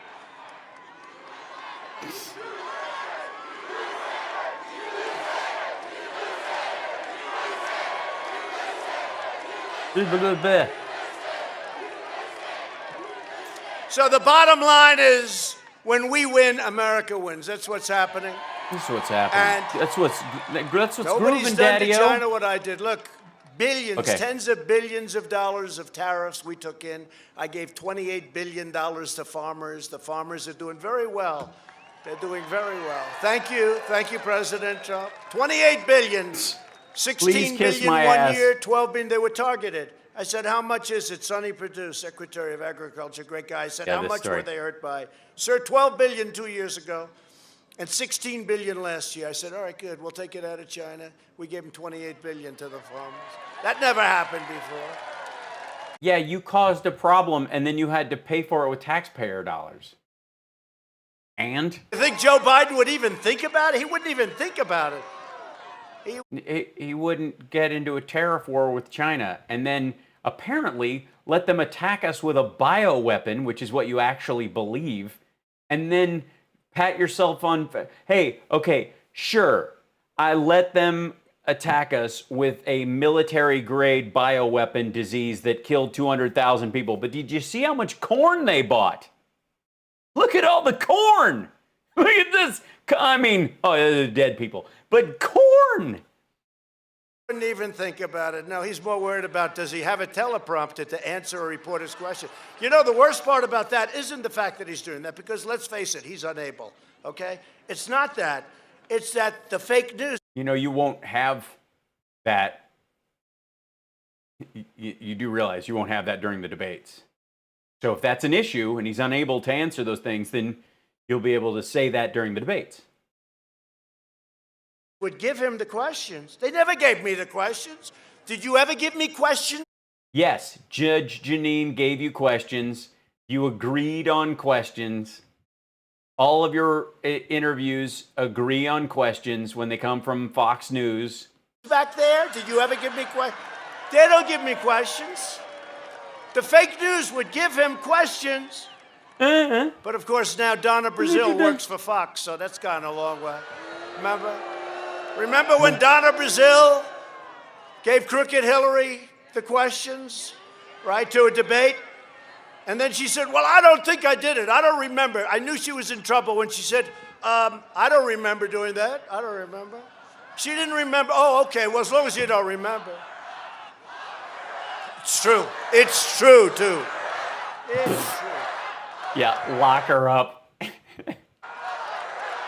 I think guns are probably going to come up in the debate. All right, well. You know what? Way to give her a heads up. But I used to stand back and I'd say, you know, be quiet, please. Don't say that. It's really not nice. You know it's true. She deleted 33. Think of it. They'll never find the emails because they were acid washed, deleted. But you know what? She got a subpoena from the United States Congress, right? And she and her lawyer deleted 33,000 emails after she got a United States subpoena. And you say, why isn't she guilty of a major... Dude, it's 4 years after. She hasn't been in office for a decade. None of that is true, by the way. Your own DOJ went, yeah, there's nothing there. That's it. crime, right? And then she took her telephones and she smashed them with a hammer, right? And then yeah, that's what everybody does when they finish a top secret job or a top secret. What do you think they do? Recycle them at Verizon? she took the other ones and she deleted them. And now the Mueller scam, these people, the worst people. I have a friend, a very smart guy, very streetwise guy. He said, you have to be the most honest guy in the world to go through 3 years of investigations where they have the worst human beings in the world. They worked for the Democrats. Mueller didn't have a clue. This guy was totally, but look at this, Weissman. How bad was Weissman? He deleted his phone. That's illegal. He deleted everything. They all deleted. And they all said, oh, gee, we made a mistake. We're sorry. They all used the same mistake. They all made, oh, gee, we didn't mean to do that. Every one of them, all of them. I think it was 31 different phones. Jesus Christ, the griping. They deleted. These are criminals we're dealing with, and Oh. there has to be a repercussion. There has to be a repercussion. He knows he's losing. Look at that face. We're dealing with criminals. But yeah, I'm gonna have to resign right after the election, so Pence can pardon me. This sucks. I don't care if you say it anymore, because you know what? She illegally deleted, and her lawyer should go to jail with her, okay? And the fact is, the Republican Party doesn't Meth is a hell of a drug. play it rough and tough like those people. They don't play it the same way. They're too nice. And you know, we have better policy, thank goodness. We have better, we believe in borders. We believe in no sanctuary cities. We believe in lowering taxes. We have better, but our people don't. We have some that are very good. Jim Jordan, good, right? Yeah, if you want a rape ignored. Mark Meadows, good, right? No, we have some very good. But I'll tell you what, we play it so nice, and in the end, it's not right, because what they get away with, and Obama and Biden got caught spying on our campaign using the intelligence, I put that in quotes. Uh-oh, he's falling back on air quotes. Using intelligence to spy on our campaign, and they got caught. They got caught. And you know, if it was me that got caught, forget about it. But they got caught. And somebody said, well, I know, but he was president. Oh, great, I'm president too. And a hell of a lot better president than he is, I can tell you that. he is so pissed he's going to be a one-termer. Look at this. I mean, this dude is just, it's like one of those ranting Hannity interviews. He just happens to have to, he's not, if basically they would, if this was Hannity, they just have a picture of him and he'd be on the shitter in the White House. You know, Obama came into office, they gave him the Nobel Prize like almost immediately, right? In fact, he didn't even know why he got it. He didn't even know, he had no idea why he got it, and he was right about that, because nobody else does either. They still don't know. But we've done a lot of things. Oh, it's terrible. So we were nominated a few days ago for a Nobel Prize. Yeah, you were nominated before by the same dude. Which is a big thing, Nobel Peace Prize. And then yesterday, we were nominated a second time for another Nobel Prize. Now, that's a big thing. To me, you know, it's a big thing, even though obviously it's a very political thing, but it's a very big thing, the Nobel Peace Prize, right? I was just reported, I'm just reporting this, I got 0 time on the nightly news, on the network news. 0. Oh, so you're doing the white power symbol? Is that what he's trying to do? We got. This is 0, by the way. This is 0, but he can't do that because someone will put a giant penis and Vladimir Putin standing right here. 0 time. Think of it. The president Thinking of it. of your country is honored by being nominated for the Nobel Peace Prize. And your nightly news, ABC, which is terrible, CBS, which is terrible, and probably the worst of all, owned by Comcast. They spend a fortune. Wait, Comcast? I thought it was spelled with an M. What is that? So weird. You know, on PR. And then every time I get up, I call them Comcast and sort of wipe out their fortune. But they are bad people. But NBC is the worst of them all. Not one mention. These people are corrupt. Not one mention. They're corrupt. I didn't get my Nobel Peace Prize nomination from a right-wing Norwegian politician. Did not get one notice, you guys. You know what? I'm not even running for Miss Congeniality anymore. I'm not doing it. Not one mention. So your president gets a Nobel and at least a nomination, and they don't mention it. Joe Biden cannot lead our country because he doesn't really believe in our country. Right now, I don't think he believes in anything. He just wants to go to sleep. That's all. Please, darling, I want to go to bed. I'm exhausted. Project much? Jesus, look at this guy. I made one speech yesterday. But darling, they gave you the answers and the questions. I know, but that was a big strain because my eyes, I couldn't see the teleprompter. This guy is the worst. This guy is the worst. Run, and you know, it's going to maybe come back to haunt me because we have a rigged election. It's a rigged election. It's the only way we're going to lose. But I tell you what, He is the worst candidate in the history of presidential politics. He doesn't know he's alive. He doesn't know he's alive. And I've gotten to know President Xi of China very well. President Putin. Yeah, you let him apparently attack us with a bioweapon, but you sold some corn. Russia. Yeah, we know you know President Putin of Russia. By the way, you have something on your chin right there. Yeah, it's crusty. It looks a little dried, but we know you know Putin. Kim Jong-un. By the way, what happened to the war? I thought we was going to war with Kim Jong-un. Where's the war? Where's the war? Oh, I see. Oh, I see. It never happened, did it? Never happened, did it? Well, maybe someday. Could happen. Can you be more manic? Honestly. No, remember, Trump is going to be, you know my personality, right? Trump is going to be at war within the first week after he wins. Where's the war? In fact, the Peace Prize was because I stayed out of wars. And by the way, ended certain wars that could have happened that you don't even know about. Yeah, tell us about them. I mean, you told us about the special nuke program and started a major escalation of nuclear power all over the world. But yeah. And look what we did. Look what we did just yesterday in Europe. And look what we did with Israel, and you just saw that with... In Europe? Bahrain's in Europe? United Arab Emirates, Bahrain. For 72 years, nothing happened, and we did it. We do it very fast. And plenty of other countries are going to be coming in. At Biden's convention... New Coalition of the Willing, Part 2. They decried it. You're a hell of a crowd, I'll tell you.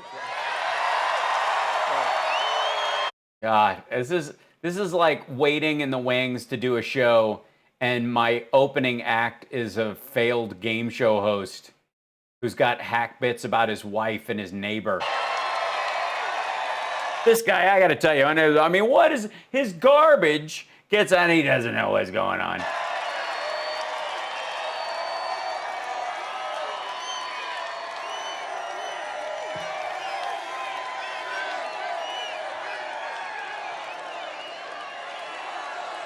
And you know what this means? He's gonna, whatever we watch tomorrow, he's gonna be all crashed out.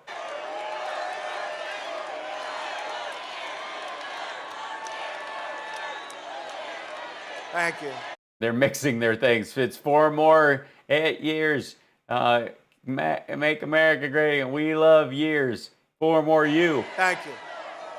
Thank you. Thank you very much.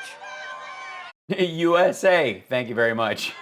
Thank you very much. They sell USA. And he's like, oh yeah. That's me. Now after this is over, you'll have like at NBC, this third-rate reporter stand up. They had a small crowd, insignificant crowd in a great location. You know how great it was? We landed, we had to drive for 50 minutes. That's how great, but I like it anyway. I'll take it. Why? Because you wanted to do it at the airport? I'll take it anyway. I like it. You're my kind of people. We love each other. I like it. We love each other. I can tell by the look on your eyes. Look at that. Are you staring at me the way I'm staring at you for America? We landed the big, beautiful Air Force One. I just asked as we're coming in, why couldn't we have landed here? I would have rather. You know, then I could have had the plane right behind me. As a prop, right. So Air Force One is a prop. Okay. Instead, we have the Beast. See the Beast. What you don't know is the Beast costs almost as much as the plane.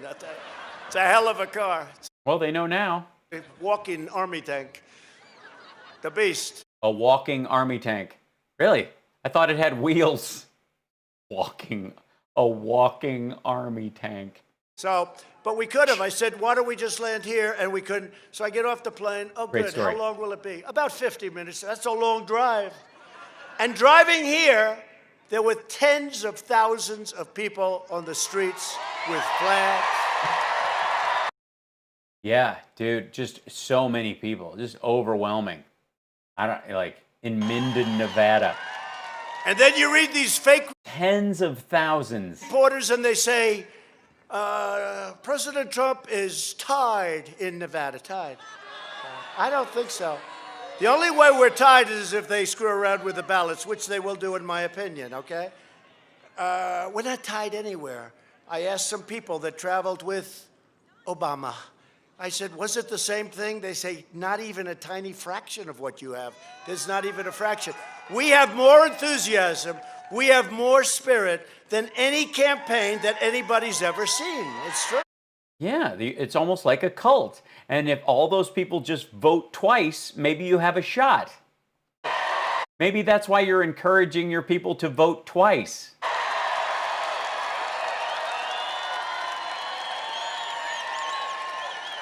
And that includes 2016, where the enthusiasm obviously was great.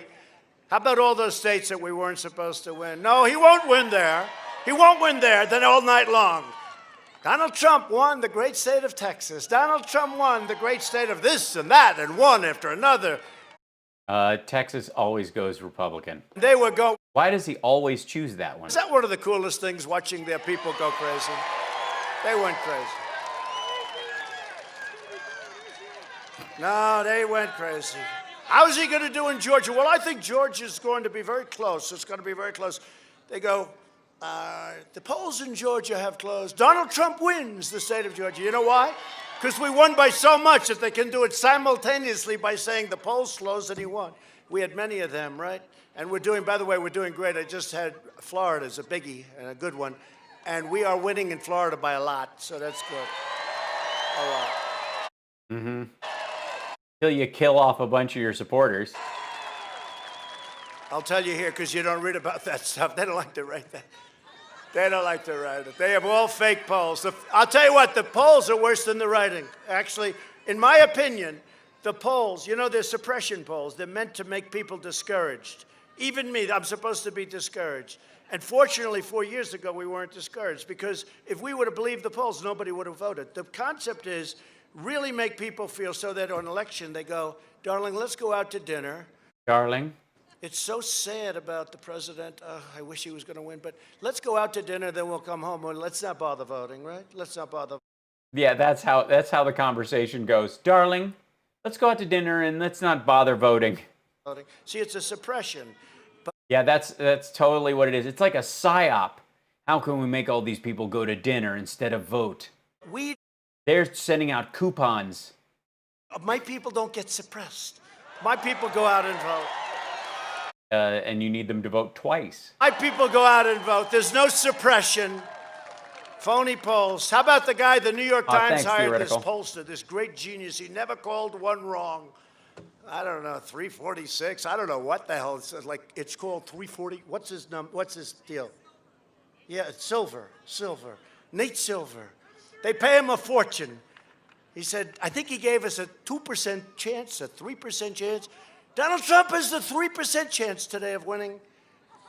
The damn thing was over by 10 o'clock. We were given a very tiny chance. What chance did he give us? Like 9%, something like that, you know? Yeah, so I don't know what you're worried about then. Go for it. Millions of dollars shortly before, because he never called one wrong. He called that one wrong. He called that one wrong. And this is the one, well, I mean, I must tell you, they're a little more accurate. At least here they have us even in a lot of places, right? He's even. Well, we're not even. We're not even. This is going to be the greatest victory. This is a more important election than 4 years ago, I'll tell you. More important. This is just wandering. Because at no time before has there been a clearer choice between two parties or two visions. That's true. Two philosophies, two agendas for the future. There has never been anything like this on November. Yeah, one wants a functioning democracy, and the other is you. The 3rd, Nevada will decide whether we will quickly return to record prosperity like we had. We had the The recession started in February. greatest economy in the history, not of our country, in the world. No. We were beating everybody. We were beating China.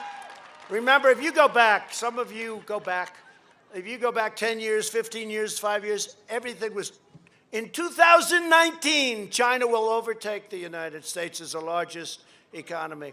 And that didn't work out too well for them. That didn't work out. We were just doing leaps and bounds. We were doing so great. And then we got hit with the plague, the China plague. And we're not thrilled. Wait, please go off on this. And by the way, the single biggest thing that's going to limit Chinese expansion in the world is actually COVID-19. Because Europe and all these other countries were relying on China, and they're going to be stuck in this idea that that's where this came from for a long time. They're going to look for other trade partners. It's going to be a boon for India, for Pakistan, for Indonesia, Vietnam, all these other countries. It's a disgrace. Nobody should have died. Nobody should have died. We got hit. The whole world got hit. But they stopped it from going into the rest of China. They stopped it from going into China, but they didn't stop it from coming into the U.S. and Europe and 188 countries. Yeah, they arrested people who had gotten out of Wuhan and put them in metal shipping containers. So why didn't you put Americans in metal shipping containers is the question. Why weren't you putting all those old folks in Seattle in a shipping container? Whether or not we allow Biden to impose the biggest tax increase in the history of our country, $4 trillion, or he wants to ban energy, ban American. He wants to stop fracking. Hey, by the way, when he was running as a Democrat, and the worst debate performances I've ever seen, okay? Great, cool. What do you think? He was unable to answer anything. Understood, Jester. It's a lot. Are you awake, sir? Sir, please wake up. And who was the worst? Who treated him the worst? Kamala. She's another beauty. She started off as a favorite. She was at 15. Then she went down to 14, to 12, to 10. She was like a dropping rock in water. She was like a dropping rock in water. Going down so fast. Ugh. Then she went down to 5 and 4 and 3, 2, and then she said, I got to get the hell out of here. Just getting embarrassed. And nobody treated him worse than Kamala, right? She called him a racist. She called him everything. She didn't call him a racist. Kamala, by the way. It was horrible to him. And he says, I'm going to choose Kamala. She's just great. Oh, Kamala. yeah. Ah, these people. No, you're supposed to choose the people that did well. She got out. Like Pence? Before Iowa, as I remember, right? She didn't want to run in Iowa. And then Bernie got, again, this guy is the greatest loser ever because... He's going to go into this shtick. No, he's a good sport, Bernie. Crazy thanks, Bernie. Debbie. He's so crazy. But he's a good sport because, with Hillary, they really did. Do we have any young children here? I know it's on a lot of television. Oh, boy. Could you turn television off just for a minute? Just for about 3 seconds. He got screwed, right? Okay, now you can turn it back on. But then he really did with Didn't you just point out a 12-year-old in the audience? last one. Because if Pocahontas, Elizabeth Warren, if she would have left the race one day before the big Super Tuesday, Bernie would have her philosophy, right? Liberals. By the way, you know who's more liberal than Bernie? Kamala. She's rated the #1 most liberal. This is. Oh, how many times do we have to go? The #1 most liberal anything is always whoever is running for office. Not for Nevada. This is not for. And I would say she'll be president. If he ever won, she'll be president within the first month or so, I would say. I think it's just an excuse. Using him is just an excuse to get the super libs in there so they can destroy our suburbs, demolish our Second Amendment, erase your borders. Okay, he's getting back on track now. He had to get back to, they had Kamala written at the top of this, so he had to find his way back. And indoctrinate. Find your way back. Your children. You rambling asshole. Find your way with back. Poisonous anti-American lies in school.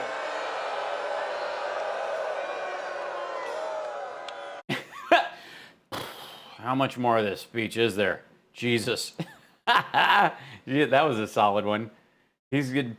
There's a man who's tired of his own shit. In school. So under my leadership, we built the greatest economy in the history of the world, and now we're doing it again. We're doing it again. You see Oh, it. God. Just, yeah, keep at it, dude. And we're developing a vaccine in record time. It will be ready before the end of the year and maybe much sooner than that. They're very unhappy about that. You know, it's amazing. We have a couple of really great experts. One we call him Dr. Scott. You know what I'm talking about? He's great. He said, you know, this is the only time. Scott Atlas? You mean Dr. Atlas? You call him Dr. Scott because you can't remember his last name? And they were grilling him on television saying, well, the vaccine's going too fast. You know why that's too fast? Because they don't want it to happen before the election. You're skipping one of the safety measures, the second phase. He said, you know, this is the only thing in the world, I've never seen anything like it. Everybody wants a vaccine, and when we start getting it fast, because President Trump happens to be president, and we've done this in record time, years ahead of schedule. If this were Sleepy Joe and Obama, you wouldn't have a vaccine for 3 years. But listen. H1N1, they had one by December. The disease hit in May. He said, this is the craziest thing. So you're going to have a vaccine quickly, Crazy. right? Yeah. And everybody's upset about it. So now they're trying to hurt the vaccine. And they're trying to say as many bad things. They know nothing about it. Yeah, they don't know anything about the vaccine. Nobody does, because it skipped an entire phase. They don't know if it's safe. Neither do you. And by the way, are your people going to take it? But they're trying to hurt it. And it's a shame. But he said it better than anybody I've heard. He said, you know, you're trying to hurt this country by saying bad things about the vaccine because we're going to produce it early. It's the craziest thing. Think about it. Now, having a... Okay, think about it. Think about it. Maybe it's because you've eliminated some of the safety checks? Vaccine is good, but we're rounding the turn regardless. We're rounding the turn. And Sure, yeah. I mean, there's 15 cases. It's going to be nothing. I don't even know why we're worried about it. It's happening. A couple of countries have been. I mean, it's happening. You see it. Florida's way down. Texas is now way down. Arizona, governor's done a great job. All three governors have done a You great mean the places that shut down again? job. And Louisiana now, they had a spike, but they had the spike. But the spike was able to be handled because now we understand. And what we did, we saved millions of lives because I hated to do it, but we had to close it up, understand this disease, and then open up again. And we opened, but we would have had 2 million, 2.5, or 3 million people. Think of it. We're at like around 180,000. One is too many. Wait, we're at around 180,000? Hi, hang on one second. Current COVID-19 deaths, U.S. The current 194,000. That's around 180, wouldn't you say? Look at that. And every day and every night and every day and every night and every day and every night. And they don't talk about it over the weekend. Only some places give their numbers over the weekend, so it goes down, then it goes back up. When it goes to every single day, 1,000 people, 1,000 people, 1,000 people, 1,000 people. California, Texas, Florida.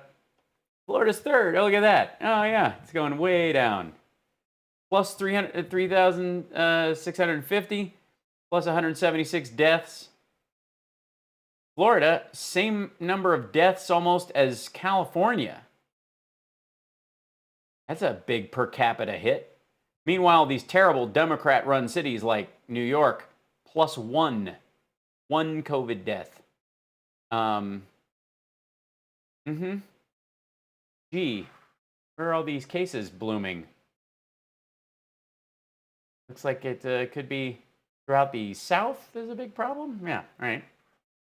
Jesus Christ. Please, continue.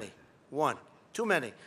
But we would have had 2.5, 3.5 million people. It would not have been acceptable, would not have been sustainable. We've done an incredible... What does sustainable mean? This is like the 10th time he said this shit. You guys have heard this, right?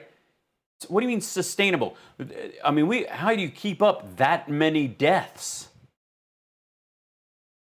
Job. Sustainable. And these people that have done it with me, the ventilators, the vaccines, the therapeutics, these people, I mean, the hospitals, the beds that we built, the ships that we sent to New York, the ships that we sent to have an ungrateful governor in New York, Cuomo, to have an ungrateful governor, we sent him ships. We sent them ships. We built a convention center with 2,000. We built a convention center and we sent them ships. Okay, one boat went. You took it out of dry dock early. It was under repairs. It wasn't even necessary. And you added beds to the facility there it's not like there were live shows going on at the convention center. You put in cots, and you didn't build a convention center. 800 beds, and he didn't use the beds for senior citizens. He hardly used the beds at all. He hardly used the ships at all. He said we did a phenomenal job, and now he gets political. He wants to get political with me. Yeah, he had to say that shit or you wouldn't send PPE. And then once they managed to start getting their own PPE and they didn't need you anymore, then they tell you to go pound sand. Nice guy, but that's okay. You got to see what they are doing between him and de Blasio. That's another Yeah, they had one death. beauty. Florida had 171. What they've done to my beautiful city, I love that city so much. What they've done is so horrible. The highest taxes in the land. Crime all over the place. They're like 300% up in crime. Yeah, how many is that numerically? We need Rudy to come out of retirement. Yeah, have him run. That'll work. But we're defeating the China virus. When Biden was vice president, he was a complete disaster on the swine flu, which was a much easier thing to handle. Joe Biden's own chief of staff said that when Biden managed swine flu in 2009, they, quote, did every possible thing wrong. This is the guy that worked for him in charge of the swine flu. And 60 million Americans got H1N1 in a period of time, and it's just purely a fortune. He said it was just, we were lucky. He said, it's just lucky that there weren't great mass casualties, different kind of bit. And what he said is amazing. He said, we did nothing right. This is the man that's going to tell us all about. By the way, that was about the implementation, once they had the vaccine, the distribution factor of the vaccine. He wasn't talking about how they handled it, how they addressed it as leadership, dealt with it as it was spreading, started tracking and tracing it, which is why they stopped doing widespread testing, because they started track and tracing deaths because it gave them a false number. Ventilators. You think Joe's going to be able to build thousands of ventilators a month? Yeah, you've been assembling them in your lab every single day. Like, it's just, I mean, he just came, like, he didn't even want to come to this rally because he was, in the White House with a welding helmet making circuit boards. Which now we're doing and sending them to all these countries all over the world who because we don't need them. But what about testing supplies? have no hope of building ventilators, and they need them badly. So, it's an amazing thing. The outbreak was so rampant that Obama-Biden, the administration, told states to stop testing immediately, and they ordered the CDC to stop counting cases because they looked like hell, okay? No, they didn't count. They didn't stop counting. They stopped, I think on their website, they stopped putting up the case count and started putting up the death count only. We didn't do that. We have, by the way, the reason we show so many cases, because we have the best testing program in the world by far. By far. We've tested more people than India, than many, many big countries put together. India's second. Yosemite. 44 million tests ahead of India. They have 1.5 billion people. And Prime Minister Modi calls me and says, what a job you've done with testing. I said, explain that to these dishonest people back there. Biden's... Wait a minute. The guy who runs a country with 1.3 billion people in it and can't rate on a per capita basis with any industrialized country, that's the guy that is like, dude, how do you do it? Record demonstrates that if he had been in charge when the China virus arrived, hundreds of thousands of more Americans would have died. As vice president, he... Actually, one of the complaints that they had during the Obama-Biden years was that Biden came out too strongly about H1N1 in the very beginning and said, if it was me, I wouldn't send my family on an airplane, and everybody had to walk it back because they thought he went off the reservation. He recommended that people wear masks early. Presided over the worst and the weakest and the slowest economic recovery since the Great Depression. But that's also because it was the biggest recession since the Great Depression. That before. It was the most pathetic recovery since the Depression. no state was hit harder by Biden's failure than Nevada. And I was out here, and that's right about that. I would tell you, you got hit hard. Really? Really? Nevada was hit the hardest by the Great Recession? Nevada. This is not the guy you want. But under my administration, Nevada. Before the virus, we quickly achieved the lowest unemployment rate in the history of Nevada, and we'll soon have it back there again. No, you won't. You will not have it soon back there again. If you're going to be a realistic leader, you have to recognize it's going to be a slog. We'll soon have it back there again. But I hope everybody here, 25,000 people, whatever the hell it is, including those people back there, they're angry at me. I don't know why we gave the press this good location. Because, no, it blocks the people of thousands of people back there, and the press is blocking them. And I consider them much more important than I do the press. Yeah.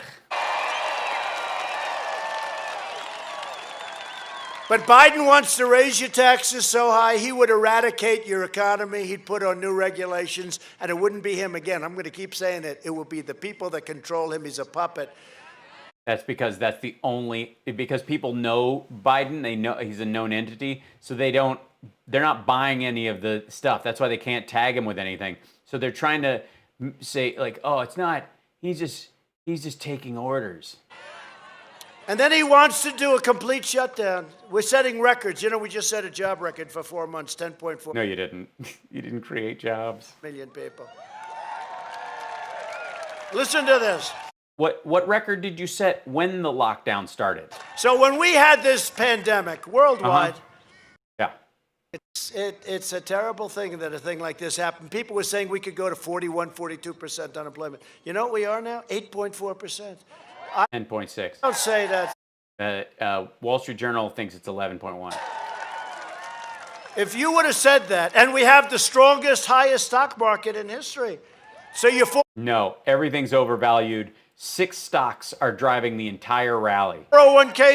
Honestly, go watch like CNBC or Fox Business or any of these folks and watch what they're saying about stocks right now. They're like, this is a puff piece. The Fed is flooding cash into the stock market to raise it up and keep it afloat because it's a psychological buoy for the economy. They're doing great. If he got in, we would have the greatest depression in the history of our country. I mean it. I think. So they'd have to rename the Great Depression then? Jeez. Then you wouldn't be the greatest at something. 1929 would look like good times, all right? The show? I love that show. Ain't we lucky we got him? When the dad died, it was brutal. Because he'd do everything wrong. He'd raise your taxes. He'd raise the hell out of interest rates. He'd do everything wrong. The Biden shutdown will permanently destroy the lives and dreams of tens of millions of Americans.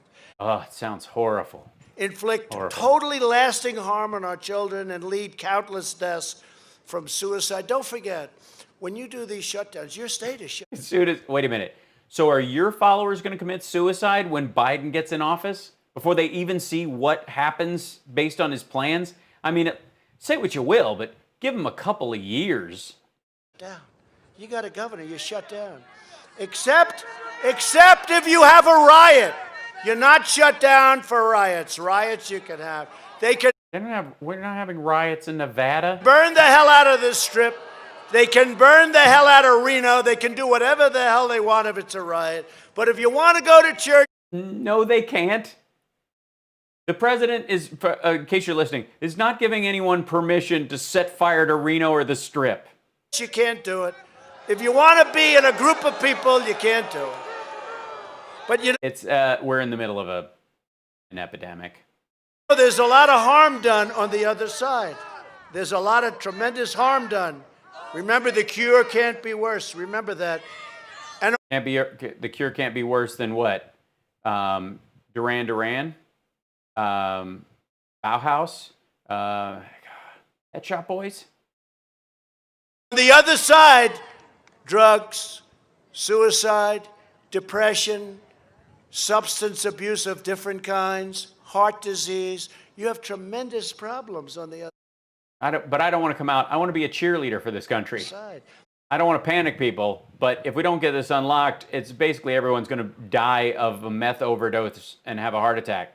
Open your schools. Open up. Hungry like the wolf. Got to open up this state. Oh, wow. Thank you, Christina F. And I guarantee you, and by the way, you know, the states that are open are doing really well. They're doing much better than the ones that are closed. I don't know if you've been seeing the numbers. And this is just arithmetic. Is it? It's arithmetic. States that are open are doing great. The states that are closed, North Carolina, what he's doing to that great state, he's got it locked down, shut down. Michigan, what she's doing, and we're trying to get Big Ten football, by the way, but we won't. Okay, so we're going to talk about this for 1 second. Hold on. Let's see. Back in here. 1 second. I know I don't want to defer too much, but North Carolina COVID.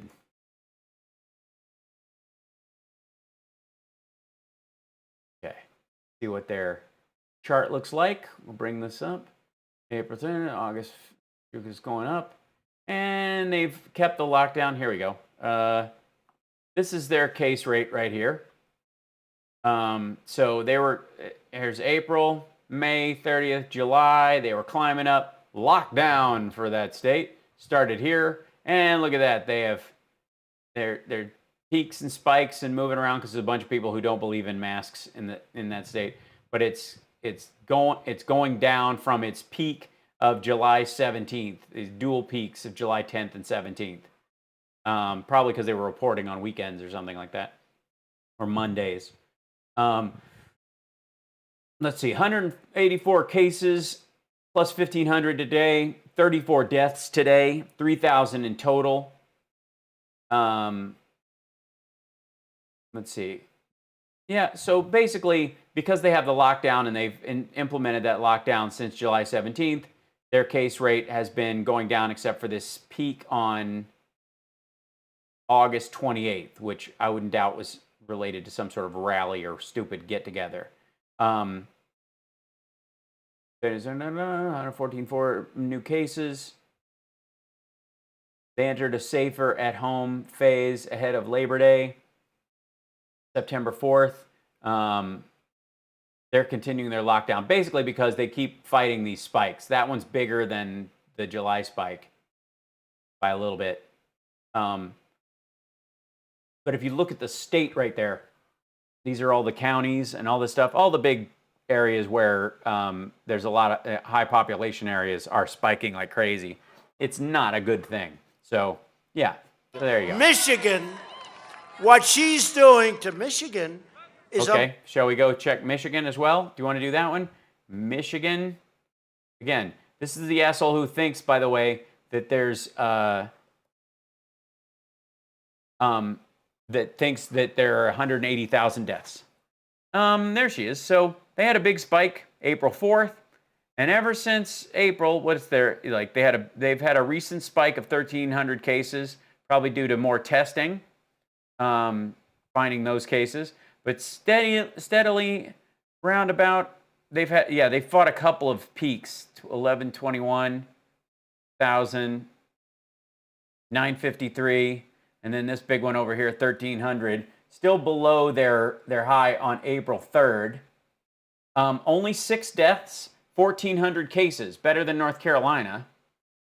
So let me scroll that up. There you go. So this was their peak, April 4th, 1,481. And then they've been humping, they went down, big jagged numbers, probably due to sparse testing. And then increase in testing, and then they're finding more of the cases, but then in general, they're hovering. They've had, like I said, a couple spikes, 1121. This one big on September 4th, 1313. Might be one of those situations where Monday they take the ones over the weekend. But they've had 6 deaths up here. And 1,400 cases.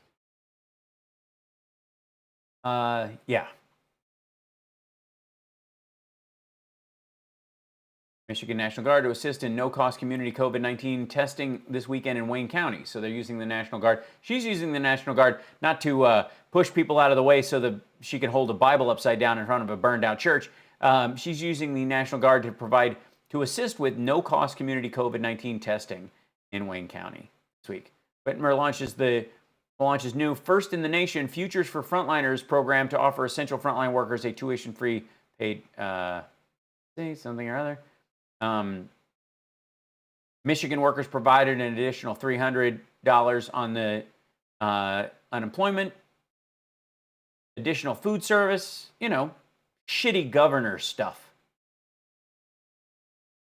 Unbelievable. Take a look at what they're doing to Pennsylvania. And here's another governor Why do in I charge. I have to look at every single one? Christ, man. You can't just gish gallop your way through this. Pennsylvania. There you go. Oh, I don't want... I just want a generalized thing. Yeah, they're pretty much... it's working. There you go. The April... big spike, 1,600, and they brought it down to 323 June 15th, and then they've been hovering around 700 average. There was a spike of on September 3rd of 1160. A little disturbing. What was this guy? 12 on July. So there's these waves. They had 20 deaths. Not doing as good as Michigan, but 149 overall cases, 1,000 new cases.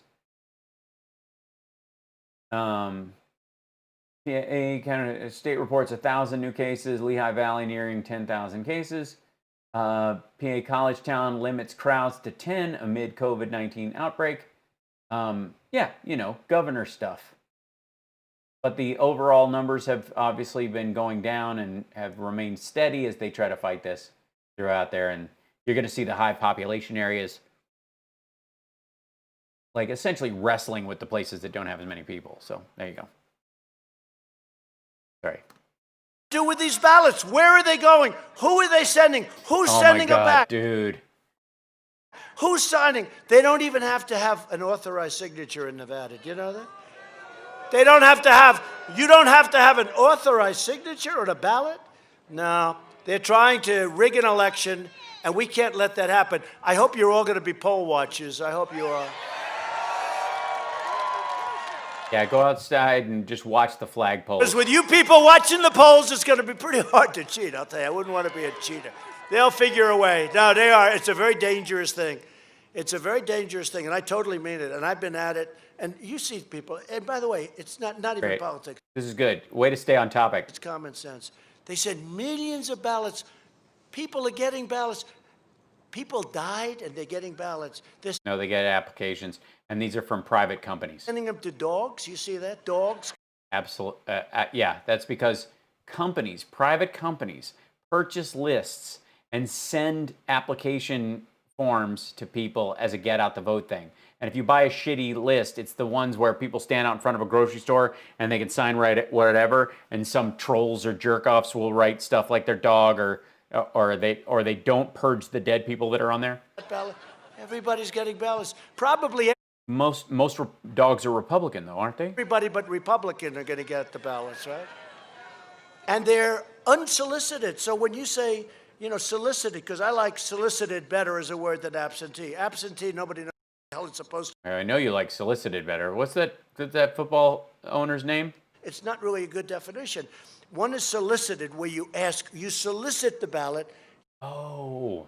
Explain Concast again, though. You want it. I'm still lost on that one. Papers, they send it to you, you send it back, it's okay. It's good. But unsolicited, where they take millions of ballots.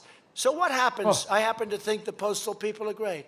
But what happens if one of the post guys, before he gives a ballot, Democrat... He does what? Wait, hold on. Why did that... One of the post guys, before he gives the ballots, he takes a whole handful and hands them to some Democrat political operative, right? And so Yeah, that's a federal crime. Yeah, he'll get 5 years for every single ballot. gives him 1,000 ballots, and the guy... He'll get 5,000 years. Doesn't even have to, you don't have to have verification in Nevada. Now, here's the good news. We're in front of a court, and hopefully the court's going to rule, because this is the greatest scam. This is the greatest scam in the history of presidential politics.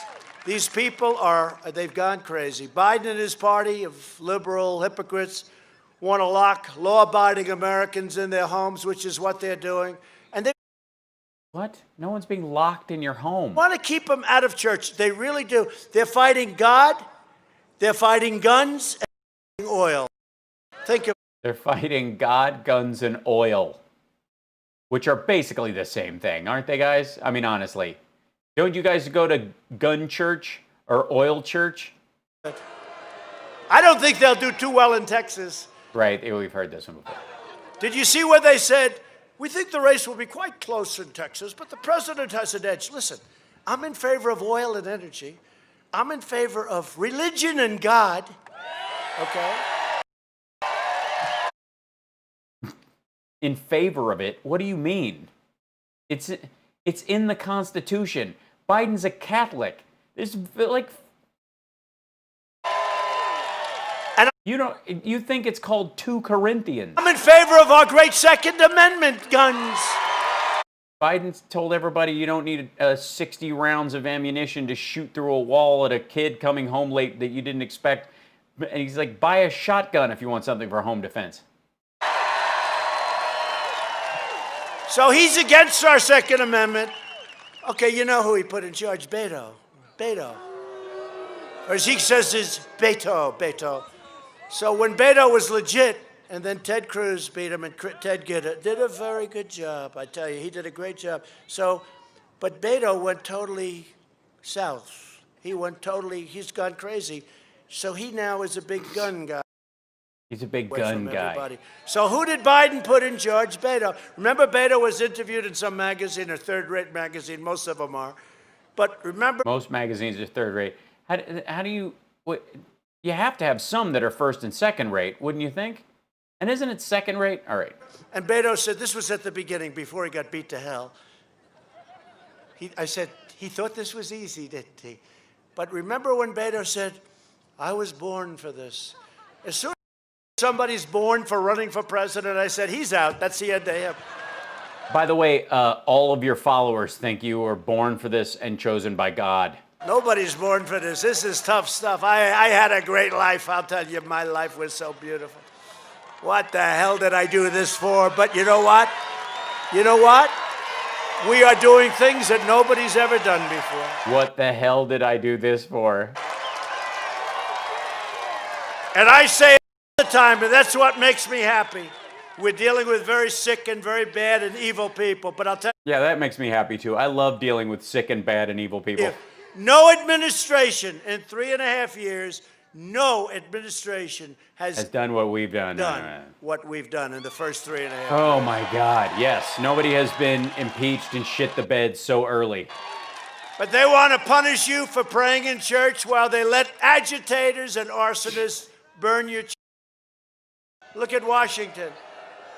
They want to burn the churches down, and that's fine, but you know, you want to go pray. And that's fine? What? Wait a minute. No, for the record, that's not fine. I'm going to say this right now. Burning churches, not fine. And arsonists burn your churches down. Look at Washington.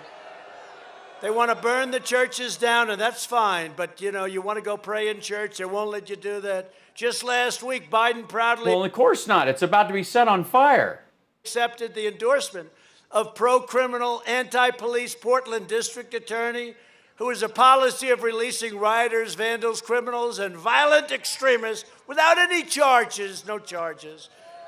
Never saw anything. By the way... By the way, they started locking up more arsonists, vandals, and looters after that fact.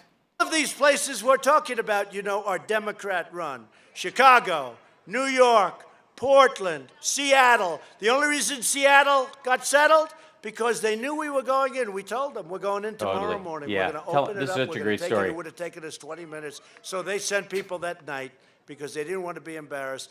But look at what we've done. And so every place we've touched, we solve the crime. But they have to ask us. If they don't ask us, we're not supposed to do it, but maybe we do it anyway. And it usually takes anywhere from 25 minutes to about 1 hour. 1 hour. You just said duh. 1 hour. Am I wrong? Takes anywhere from 25 minutes to about 1 hour. 1 hour. Wasn't that a beautiful sight, though, in Minneapolis, right? The poor city down, I love that state. I think we have a chance of winning that state. First time in many years for a republic. They're burning Minneapolis. You don't think of Minneapolis that way, right? You don't think of it. The city is burning down. You have this fake CNN reporter. What's his name? Velci, the nice shaved head. Maybe I should try that. Should I try that? No, I don't. Donald Trump went down substantially in the polls, like about 40%. But he's big amongst the white supremacists now that he shaved Put up his with head. a new haircut. It's called the shave head. Ali Velci. And remember, he's saying, no, this is a friendly protest. It's a friendly protest, and it's really quite nice. And people are throwing bottles at him. He's being hit with tear gas. This is a friendly protest. And you look over his shoulder, and the entire city was burning. Do you remember the scene? The thing looked No, like because that didn't happen. it was 30 blocks. It was just burning. And 30 blocks of Minneapolis were burning, and Ali Velshi was standing in front of it going, this is just a friendly protest. Yeah, this is a great story. Tell me again, how is this, what happened? This is a friendly protest. And you look over his shoulder, and the entire city was burning. Do you remember the scene? The thing looked like it was 30 blocks. It was just burning. And he's talking about, this is all fake news. And nobody would have known. What you're saying is fake news. It's insanity. I knew it before I did it, but I never knew it to this extent. I never knew it to this extent. It is corrupt, it's fake, and they shouldn't be allowed to do it. They shouldn't be allowed. What are you going to do? Stop you mean we should end the First Amendment is what you're saying? These are far-left lunatics that Biden selects to staff his government. There are policies Biden's pledged to apply nationwide. You're going to have the suburbs. You know, they have a plan. Doesn't matter. It's a regulation, very horrible regulation. Does anybody live in the suburbs? Because if you don't vote for Trump in the suburbs, okay?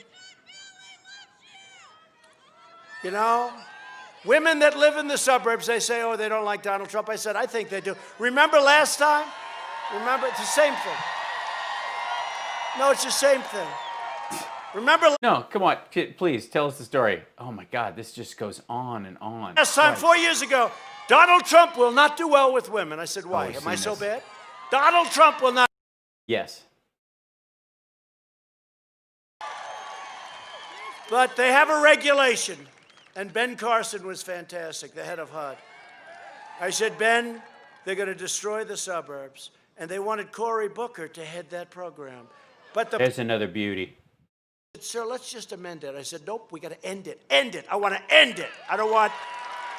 So that his developer friends. This is, by the way, this is for his developer friends. Oh, look at that. It ended? What are you talking about? How does it do that?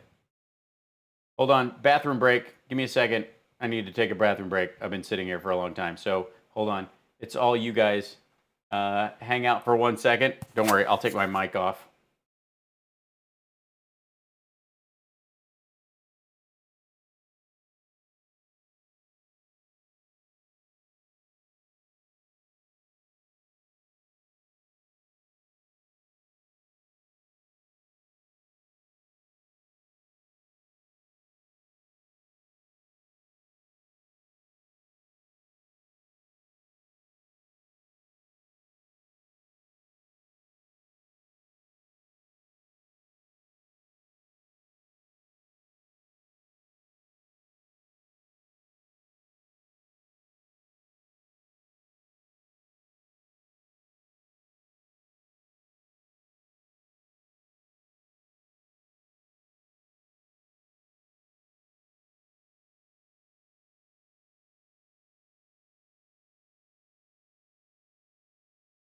Okay, I'm back. There you go. Sorry. Hello. Hello, chat room.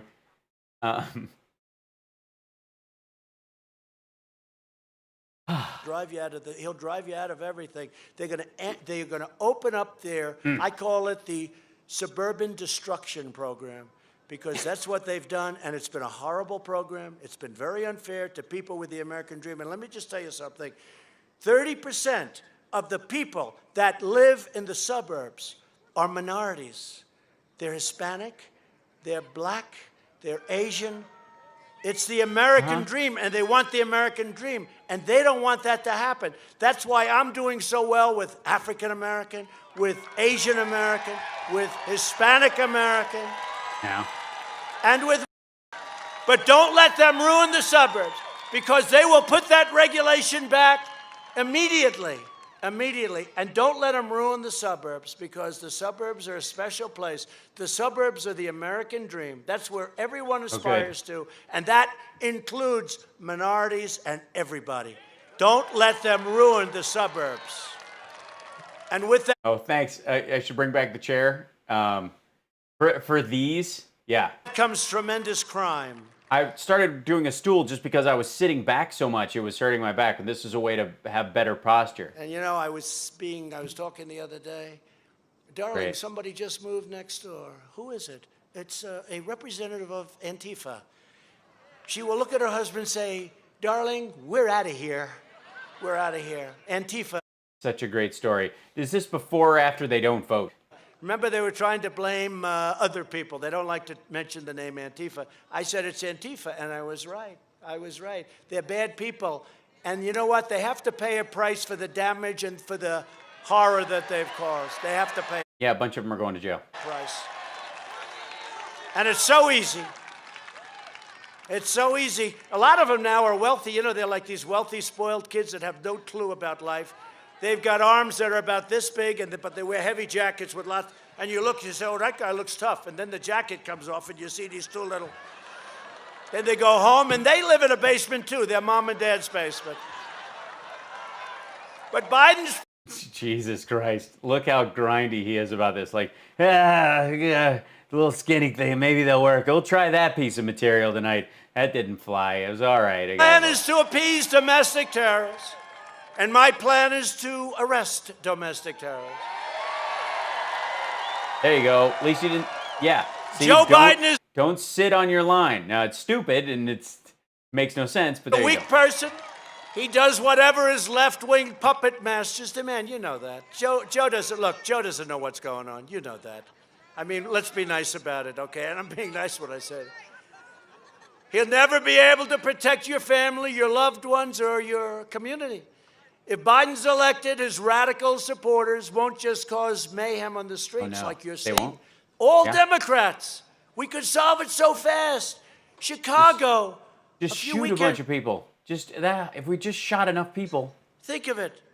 72 people shot. This is shot. Somebody said, you mean with bullets? I said, yeah, with bullets. Somebody said with bullets. How else are people shot? By the way, the 72 and 13 number has not changed for 2 months. 18 people died. Oh, now it's 18. It was 13 before. Now, we're pulling our troops out of Afghanistan, out of Iraq. You see what's happening. But let me tell you, there's nothing like that over there. They don't have 18 people killed or 12 people. Yes, they do. You know, in a short period of time. Where you have 70 people shot, where you have... Yeah. 70 people are regularly shot in Afghanistan. The weekend where they had, I think a few weekends ago, 38 people have been shot in Chicago. I said, 38? It's not even believable. And now when the Yeah, it is. people say it, they make it, they try and play it down. And you're sitting there, you said, did I just hear 38 people were shot? It's just a terrible thing. And it can all be stopped. It can all be stopped so. How would we solve it? We're going to be appointing very pro-crime judges quickly, but they have to respect law and they have to have order. Law and order.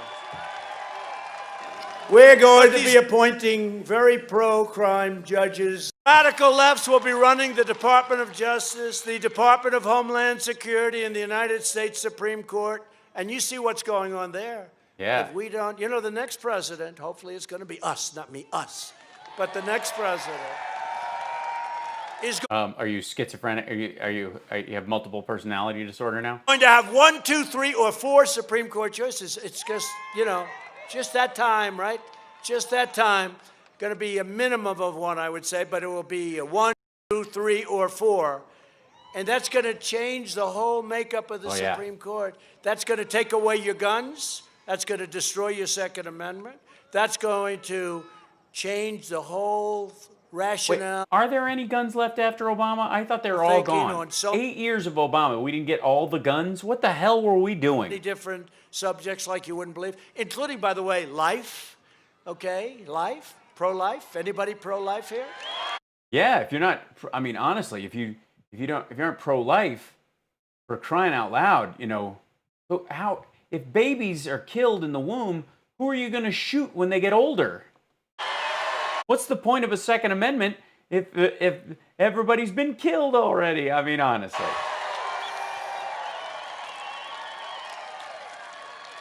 No, this is going to change the makeup of this country for 50 years. I don't know that the country will survive 50 years if that happens. It might not survive 5 years if that happens. Oh, God, I'm jumping ahead. To our country. And also here are several really great members of a terrific association. Oh, God.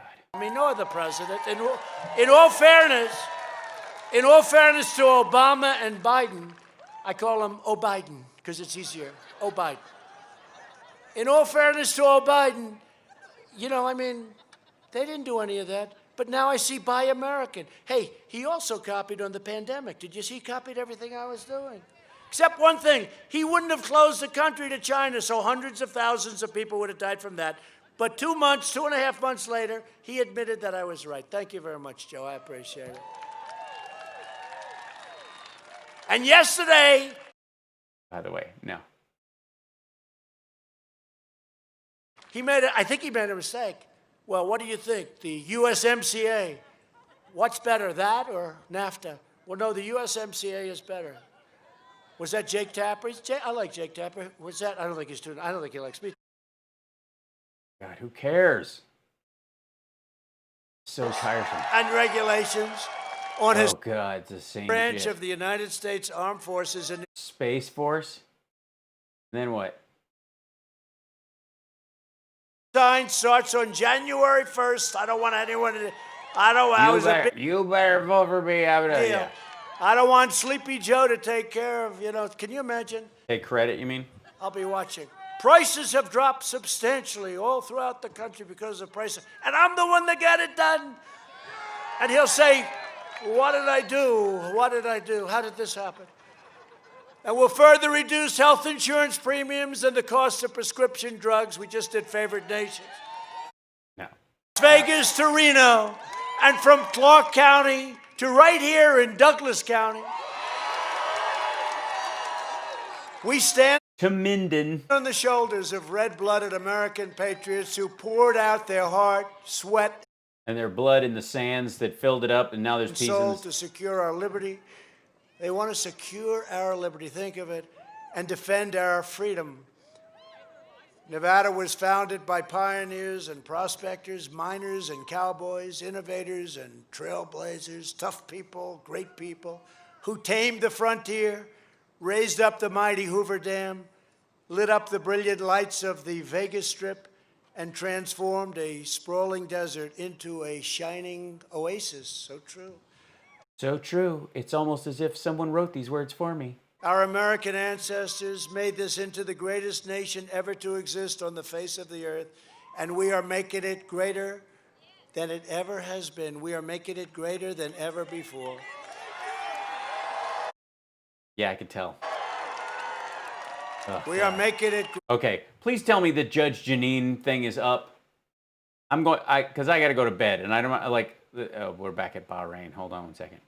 Let's see. Trump, Judge Jeanine interview. Okay. Let's see if we find this. Is this today? Yeah, 2 hours ago. Here you go. A little 15-minute gathering. The president is crisscrossing the country with the election. Woman. You can't just start in with that nonsense. By the way, appreciate you obeying the no shoulder rule when you're talking to the president. It's his thing, apparently. He's a shoulder sniffer. She's got a white microphone for her white blouses. Or is she color coding her blouses? Just over 50 days away. But late this week, I had the honor of visiting the White House and sitting down with the President of the United States for an exclusive interview on the Rose Garden patio just off the Oval Office. Take a look. Oh, it's so good. Thanks for the geography, Janine. Christ. Mr. President, thanks so much for doing this. Joe Biden. Thank you. I'm super excited. Biden has indicated after the Woodward information came out that your handling of the coronavirus and that situation was not only despicable, but it's almost criminal. What do you say to Joe Biden? Well, I think a statement like that is criminal because we did A statement like that is criminal. The actions of ignoring the pandemic for a month and a half and playing it down when people, if they'd have just worn masks, would have saved tens of thousands of lives. But, I had golf and a deal with China to finish, a phase 1 deal or whatever. Did you see how much corn they bought? But saying stuff should be criminal. better job than he could ever have done. As you know, he was months later before he even thought the ban was a good thing, and ultimately he had to apologize for what he did. We would have lost hundreds of thousands of lives. And what I said...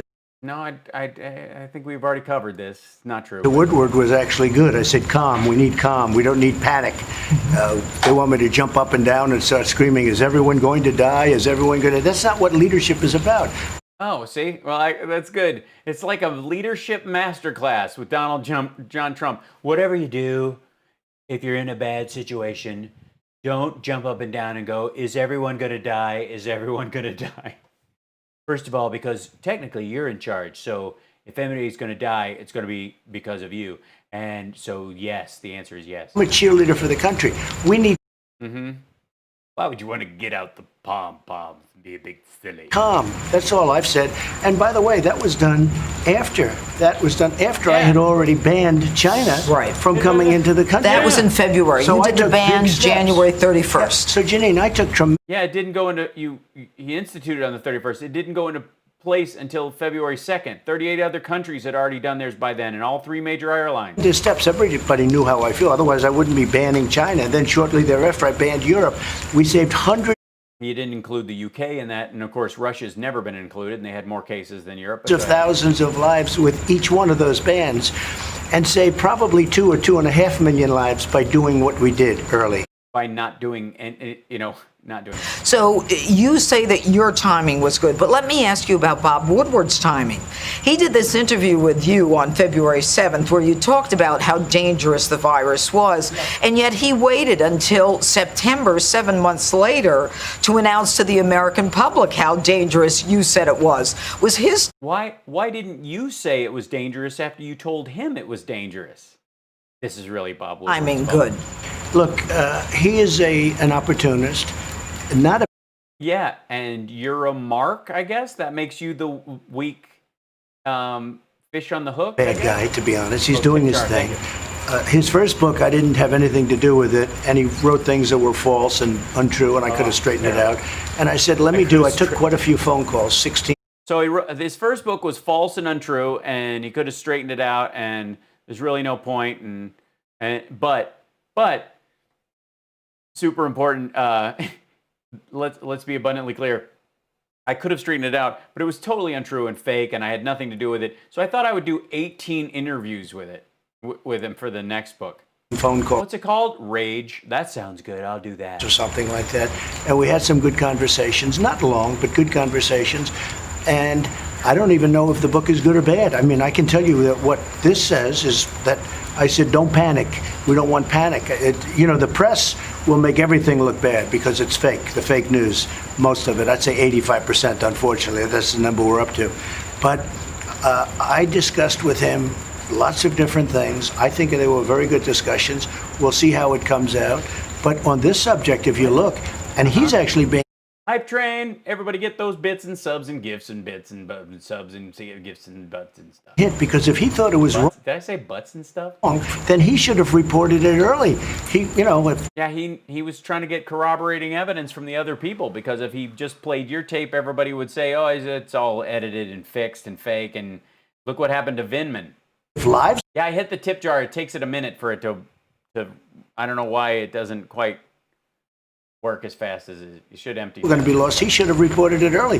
The truth is, he didn't think there was anything wrong with it, and I think that he thought it was surprising that the press even picked it up. It's fake news. It's all fake news. Well, in fact, when he called you in March, a month later, you said to him, I didn't want to cause panic, and that's precisely... Yeah, I mean, what options do you have as a leader, honestly? What do you have? You've got two choices, and only two choices as a leader. You can lie and lull people into a false sense of security so that they die unnecessarily, or you can scream, why are people going to die? Death, death. This is it. I mean, what else is there in leadership? I mean... why I, as a leader... Oh, my mic sounds distant or low? Really? Because it looks okay in there. Hold on. Let me swap it out.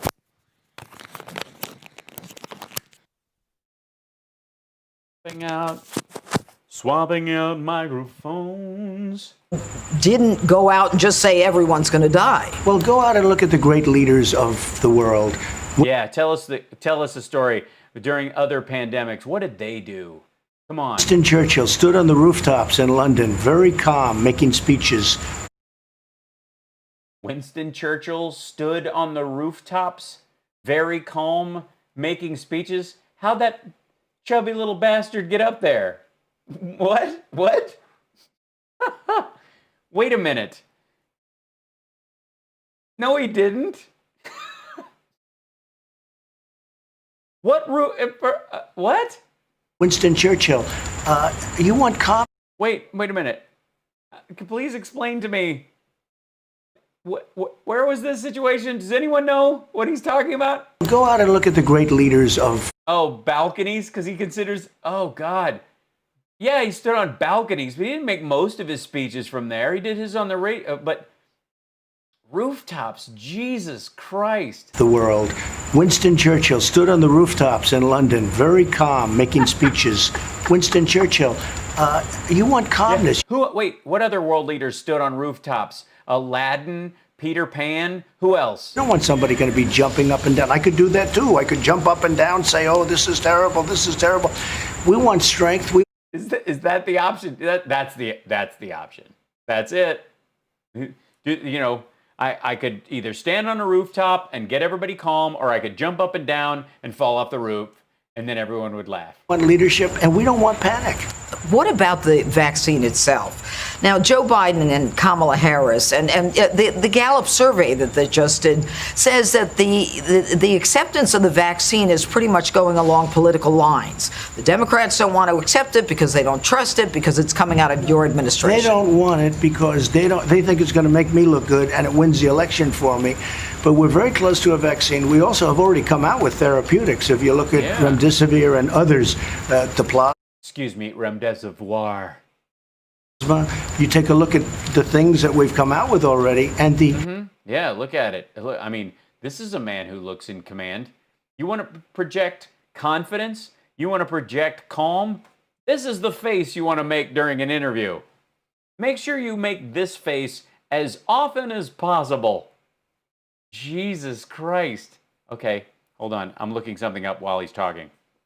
The number, we're 85% better in terms of fatalities. You look at the kind of numbers. I don't know if you've been seeing this, but we're really rounding the corner. And this is... No, we're not. We've completely plateaued, and we're about to head into flu season. Actually, without anything further than we already have. And we have some very good things out there already in terms of... You can tell that Judge Janine is used to doing the yelling and not having someone yell at her. I would say in terms of, you can't use the word cure yet, but pretty close to a cure. You're going to be pretty close to a cure. The vaccine itself, I mean, it could come out in October, but whether it's... Right. October, November, December, it's going to come out very soon. We have great companies, they're very advanced, and the results are going to be very good. Well, the numbers, you're correct. Thanks, Debbie. The numbers are going down. And there's a question as to whether or not the lockdown works, that maybe people need to get outside. And if the... Yeah, let's go that way. Okay, Does the lockdown work, Judge Janine? The virus cases are dropping, and Joe Biden now is coming out and saying, you know, on the advice of a scientist, I would shut it all down again. How do you think that's going to work for him? Well, it would be a disaster, and we're setting records on job production. You know, we're 10.4 million for the last 4 months. Nobody's ever seen numbers like this. Yeah, people went back to work, and there's a huge question. Level 4 hype train emote. Look at that. You guys, this late at night, what the hell is going on? We're setting records by millions and millions of jobs. The country's coming back. It's a super V. It's beyond a V. It's a super V. Yeah, it's a super V. It's almost like a K, which is a straight up line for rich people and a drift down like this for poor people. Retail sales are beyond any number they were ever at. I mean, think of it. We're doing numbers now as because of 25% rise in Amazon sales, you mean? Rounding, I think, the final turn. And that's without, it doesn't matter. That's with $6.8 trillion being dumped on the economy and the Fed buying equities. So without. Now, having the vaccine is great. It's going to happen very soon. Could happen in October. It could very well happen in October. But we're rounding the turn on the virus. They have to open up. It's only the Democrats that are closed. And in my opinion, they're closed for political reasons. They have North Carolina, you have Michigan, you have a couple of other states that are closed. New York, I mean, look at New York. Yeah, look where the cases have gone down in New York. 1 death in a city that huge, in a state that big. What they're doing in New York, that and she couldn't take it. Ugh, New York. City with the restaurants. You can't go to a restaurant. It's like a ghost. It's weird. Town. What they've done to New York and people are leaving is disgraceful. Between Cuomo and de Blasio, that combination, I've never seen anything like it in my life. Look, come. Yeah, keep talking about this. Explain to us why during a pandemic or an epidemic, people should be eating out in large restaurants. From New York, it's a very sad thing to witness. But we have to open up our states, totally open up. They're keeping them closed because they want on November 3rd, they want to have the numbers as bad as possible. Based on the numbers that you're seeing, it's not even affecting us. But probably it would be better if these states were open. Forget about numbers, though. The people that are inside those lockdowns, they're suffering between depression, losing their jobs, drugs, alcohol, all of the different things that are happening to those people. That's causing much more damage than the virus itself. Well, what's interesting, that's because we're having a lockdown. See, if you don't have the lockdown, then the virus would kill 1 million to 2 million people. Like you said, if we hadn't done what we did, if you went for herd immunity, you're killing 2 to 3 million people. What do you think the depression, suicide, and drug use numbers are on when the average American knows at least one person who has died and it might have been their fault? mentioned North Carolina. Voting has already started in North Carolina. They're on lockdown. How do you think that impacts people who want to vote for you? Well, look, I like people to go out and vote, but if they want to sign something, you know, you have solicited and unsolicited ballots. Mail-in, yep. In the country, they're going to send out 80 million unsolicited. In other words, people that don't even know what a ballot is, all of a sudden, here comes a ballot. Now, all of a sudden, here comes a ballot. They weren't even looking, just got smacked in the side of the face. I don't even know if the people are going to get it. That's my problem. Supposing they're not sending them to Republican neighborhoods. Supposing they're not. Then Republican neighborhoods should check. They have months. Sending them to wherever. Or supposing the people aren't giving them back. Or they go out and they harvest them. Somebody could be either way. But the Democrats seem to do that. I mean, they played that game for a long time. Yeah, I prosecuted those cases. Well, you might have to prosecute a lot more. The fact is... Yeah, what ones, Judge Janine, did you prosecute? What voter fraud cases and ballot harvesting cases did you prosecute? They're playing very dirty. 80 million ballots. We never had any number like that anywhere close to that. Yeah, we also weren't in a pandemic since 1918. And you're going to see a mess on election night it's going to be legendary. And all they have to do is say, go out and vote, or request a ballot. Get what's called a solicited ballot, or absentee. A lot of people use the word absentee. Get an absentee ballot where you request it, it comes to you, you vote, and you send Cool story. back. That's different. But they're just sending out all over. They're sending out 80 million ballots. Well, they're generic, and a lot of people don't know what to do with them. A lot of people have moved. A lot of people have died. The registration rolls, a lot of them haven't been purged. It's a whole problem. Well, no, how about signatures? They don't even want to have signatures They're verified. not confirming. They Right. don't want to have signatures verified.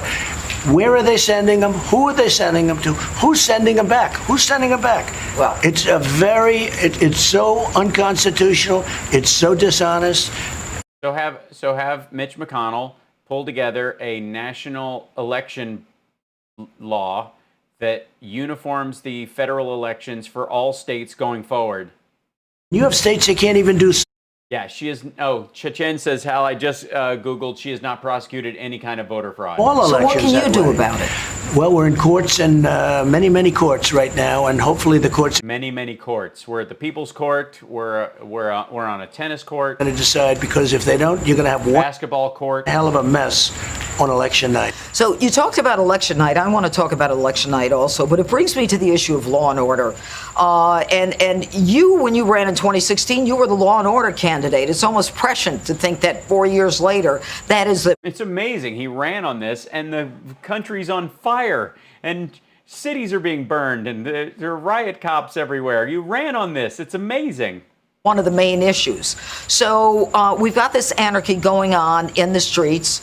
We've got towns run by and states run by Democrat governors and mayors who are refusing to allow the National Guard to come in.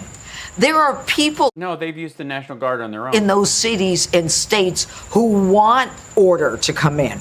But you can't go in unless they request your help. That's right. Every problem. What are you going to do? As a vampire. Let's say there are threats. They say that they're going to threaten riots if they lose on election night, assuming we get a winner on election night. What are you going to do? We'll put them down very quickly. How are you if they gonna do do that? We have the right to do that. We have the power to do that if we want.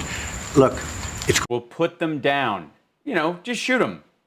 Just shoot rioters on election night. If I win, basically that gives me all the authoritarian, support that I need, and anybody who riots, if I win, we can just shoot them. Just put them down like dogs, Insurrection. We just send in and we do it very easy. I mean, it's very easy. I'd rather not do that because there's no reason for it. But if we had. Right, there is no reason for it. We'd do that and put it down within minutes. What does that mean? How? Are you going to arrest them? You're going to throw a net on them and catch them all? Or do you just mean you're going to use flamethrowers? Minneapolis, they were having problems. We sent in the National Guard within a half an hour. That was the end of the problem. It all went away. It was almost like everyone had already left. You look at Kenosha. Look at the problems they had. In fact, the sheriffs there, the police chief, they're all on my side 100%. Law enforcement all over the country is on my side. And I will say this, look, we have, even with the horrible things that are going on in New York and Chicago, run by Democrats. Everything we're talking about, is run by Democrats. We're not talking about one. Yeah, these are also the biggest economies in the country. Republican place. It's all run by Democrats. Even the police chiefs, they're all quitting all over the country. Yes. Every single one, I think I saw 15 or 20, every single one of them is from a Democrat city. Look, before China sent us the plague, before the plague came in, we had the best crime numbers in history. Mm-hmm. Well, I mean, obviously they could be better. Not right now. We're going to be appointing very pro-crime judges. When the plague came, it changed things. Let's face it, it changed things. Yeah. But all of the problems changed stuff are in Democrat-run cities. They're badly run. The taxes are too much. They want to defund their police. Biden is all in that. He hasn't still, to this day, used the term law and order. He's afraid to use the term. That's the where law and order is now the radical Muslim terrorism line. Because he's going to lose. He would lose. How about if he name checks SVU? What if he gets Mariska Hargitay to endorse him? Does that count? Or at least Belzer? Maybe Ice Cube? Sorry, it's Ice-T. Ice-T is on there. Ice Cube was just killed in Anaconda. I just saw the ad for that. That's why it's stuck in my head. But what's the car company that Ice-T's working for? Those ads kill me. The radical left supporters that he's got, if they even show up for him, because there's a question as to whether or not they're going to show up. But they don't want to talk about law and order. One other thing, You have a lot of people living in the suburbs. You know it well. You live in Westchester. You know it well. Yeah, Westchester's not a suburb. It's a rich area. I ended a rule, a regulation, where low-income housing has been forced into the suburbs. And this has been going on for a long time, but especially so under Biden and Obama. I ended it. I terminated it. Not going to happen anymore unless I'm not here, in which case they're going to reinstitute it worse. So the suburbs are not going to have these projects for. This has got to, I mean, he's really selling this one hard. This is really the hard line. Thank you guys for sticking around, by the way. You don't have to be here. If you guys want to run off, I'll just keep doing this on my own. Thanks. I'm just doing this because, yeah. Into them.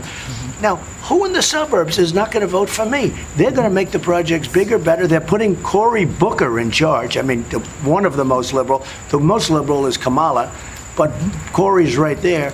And he's going to be in charge of building projects in the suburbs. You're going to destroy your suburbs. It's already happening because you see what's gone on. You see what they've done. They take over the zoning and they force projects. Projects, really terrible situation. So the cities are being destroyed.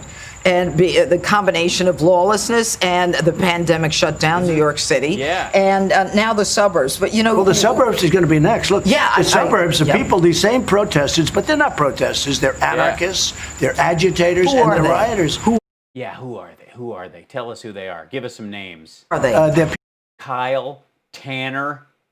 People that in many cases are paid. By whom? And then they're stupid kids. Who are they? Who's paying them? People that we're looking at right now. We're looking at them right now. Can you tell? Wait a minute. Judge Janine is paying the rioters? Holy shit. Breaking news, everyone. He's looking at her right now. I'm looking at you. Somebody I'm looking at right now is paying these rioters. No, not yet, but you'll be going to be finding out pretty soon. Look. Yeah, look. Let me give me a chance to make something up and pull it out of my ass, will you? Don't rush me. It gets snagged and then my butt hurts. But people too, because they'll be overthrown as soon as they get their wish.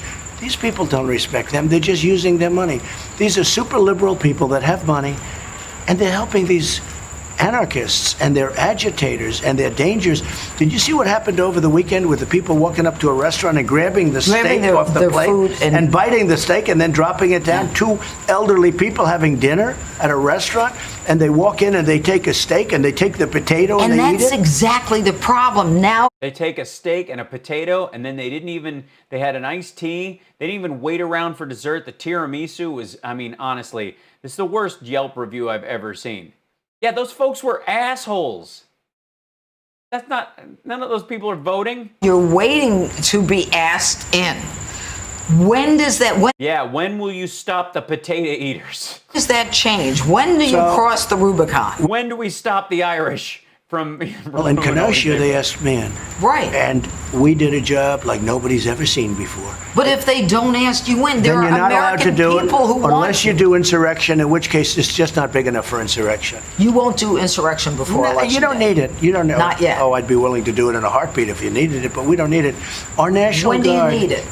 Our National Guard is so good and so tough. But they've got to be asked. So sexy and so strong and so, when they're out there and they're working. Police departments in places that we're talking about. Seattle, we were going into Seattle, and they solved the problem the night before we got there. Yeah, we were they getting didn't ready want to you go. there. They heard we were going in. Did you hear Ted Wheeler's numbers? They're like 20% in Portland. Ted Wheeler's a disaster. He's Right. a laughingstock. He went out to protest with the so-called agitators, and they were going to destroy him. They were going to beat him up badly. He fortunately had security. He had five thugs with him. Yeah, remember the thugs? There were thugs. Hold on, I've got a page coming up here. I got to check the thing so that I think I figured out. And they were going to destroy him. They were going to beat him up badly. He fortunately had security. Nice. I don't need that. Hold on. He had five thugs with him. Yeah, remember the thugs? There you go.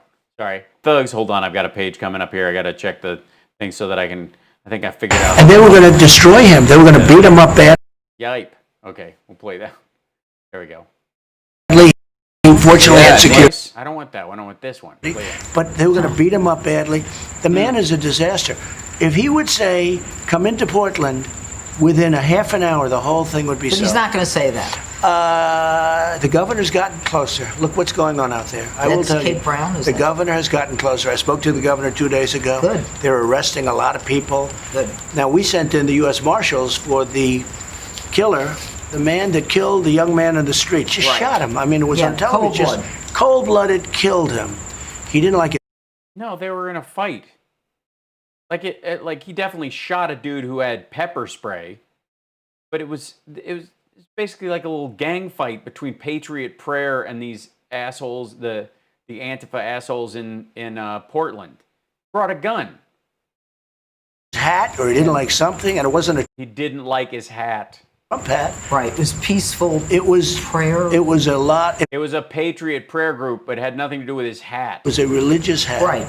And he shot him cold blood. 2.5 days went by, and I put out, when are you going to go get him?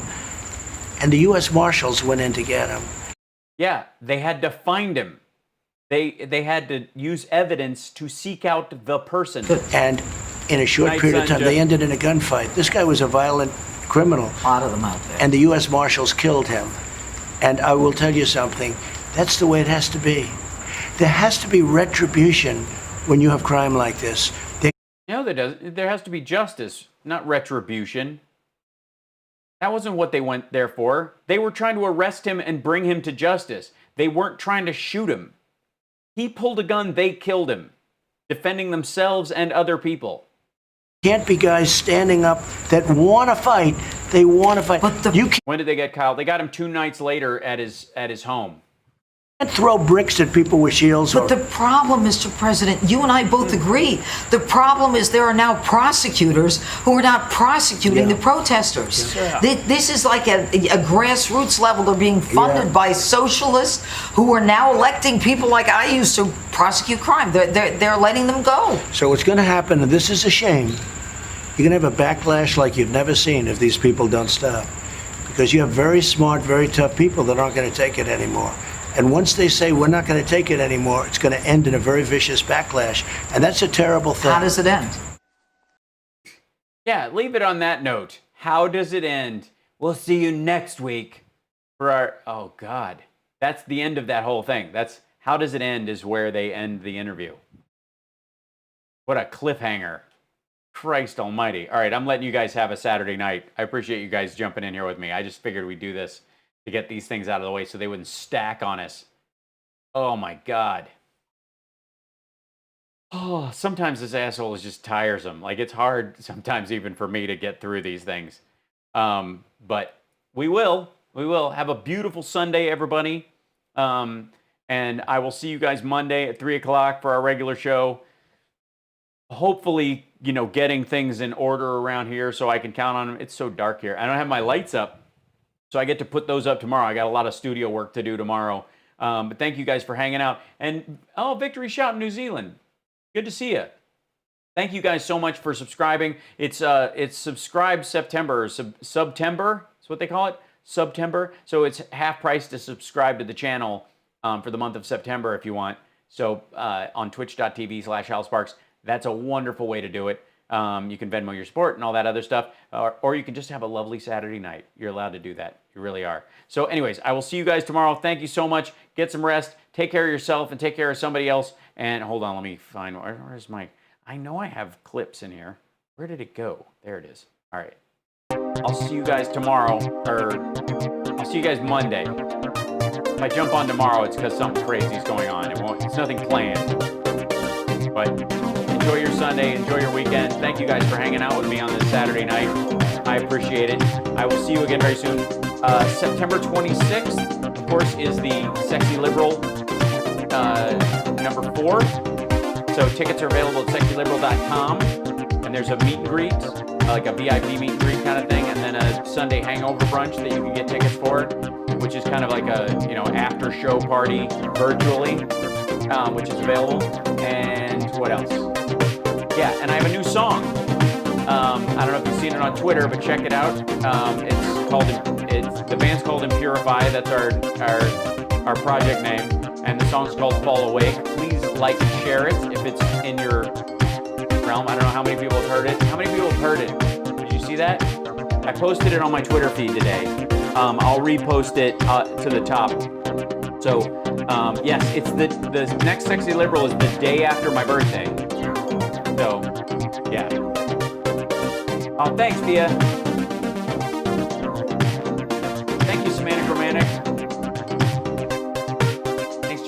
I directed the video and edited it and did all the sound, the special effects. Yeah, it's on the YouTube page. Hold on, let me see if I can do this. I'll give you a link in there. Go to videos. Thank you. Find this.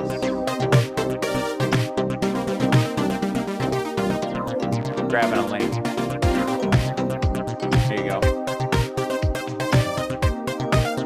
There you go. And that's the new YouTube channel, so like and subscribe to that. That's our backup.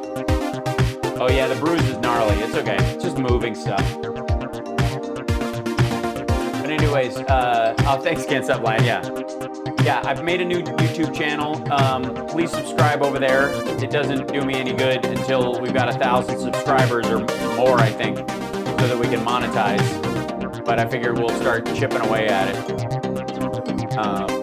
Yeah, you guys are wonderful. Take care of yourself, and I will see you guys on Monday. Good night. Be well.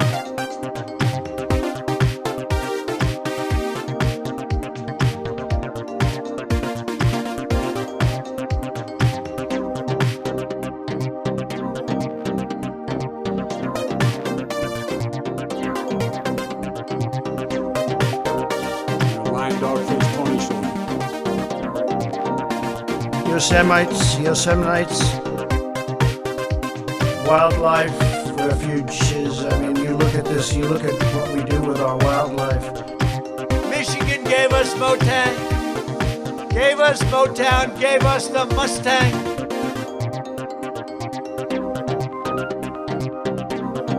Just looking around here, I can tell you're a genuinely dirty person.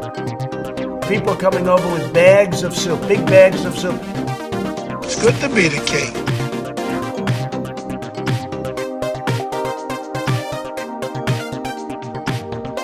Captain's log. Captain's log. Captain's log. Yosemite. Captain's log. I'm a dude playing a dude disguised as another dude. We have that. It's as wide as it can be. You using the whole fist, huh? They're not allowed to be offensive, unfortunately. Butthole! Soup for my family. Soup for my family. Medicine and medical and what we're doing. Blind dog face Tony Short. I'm telling you straight.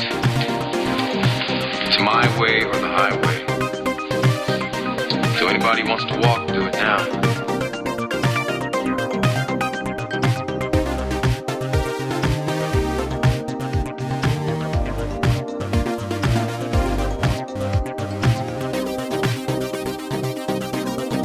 Attention, you are now entering the debarkation area. No talking, no smoking. You lied to me!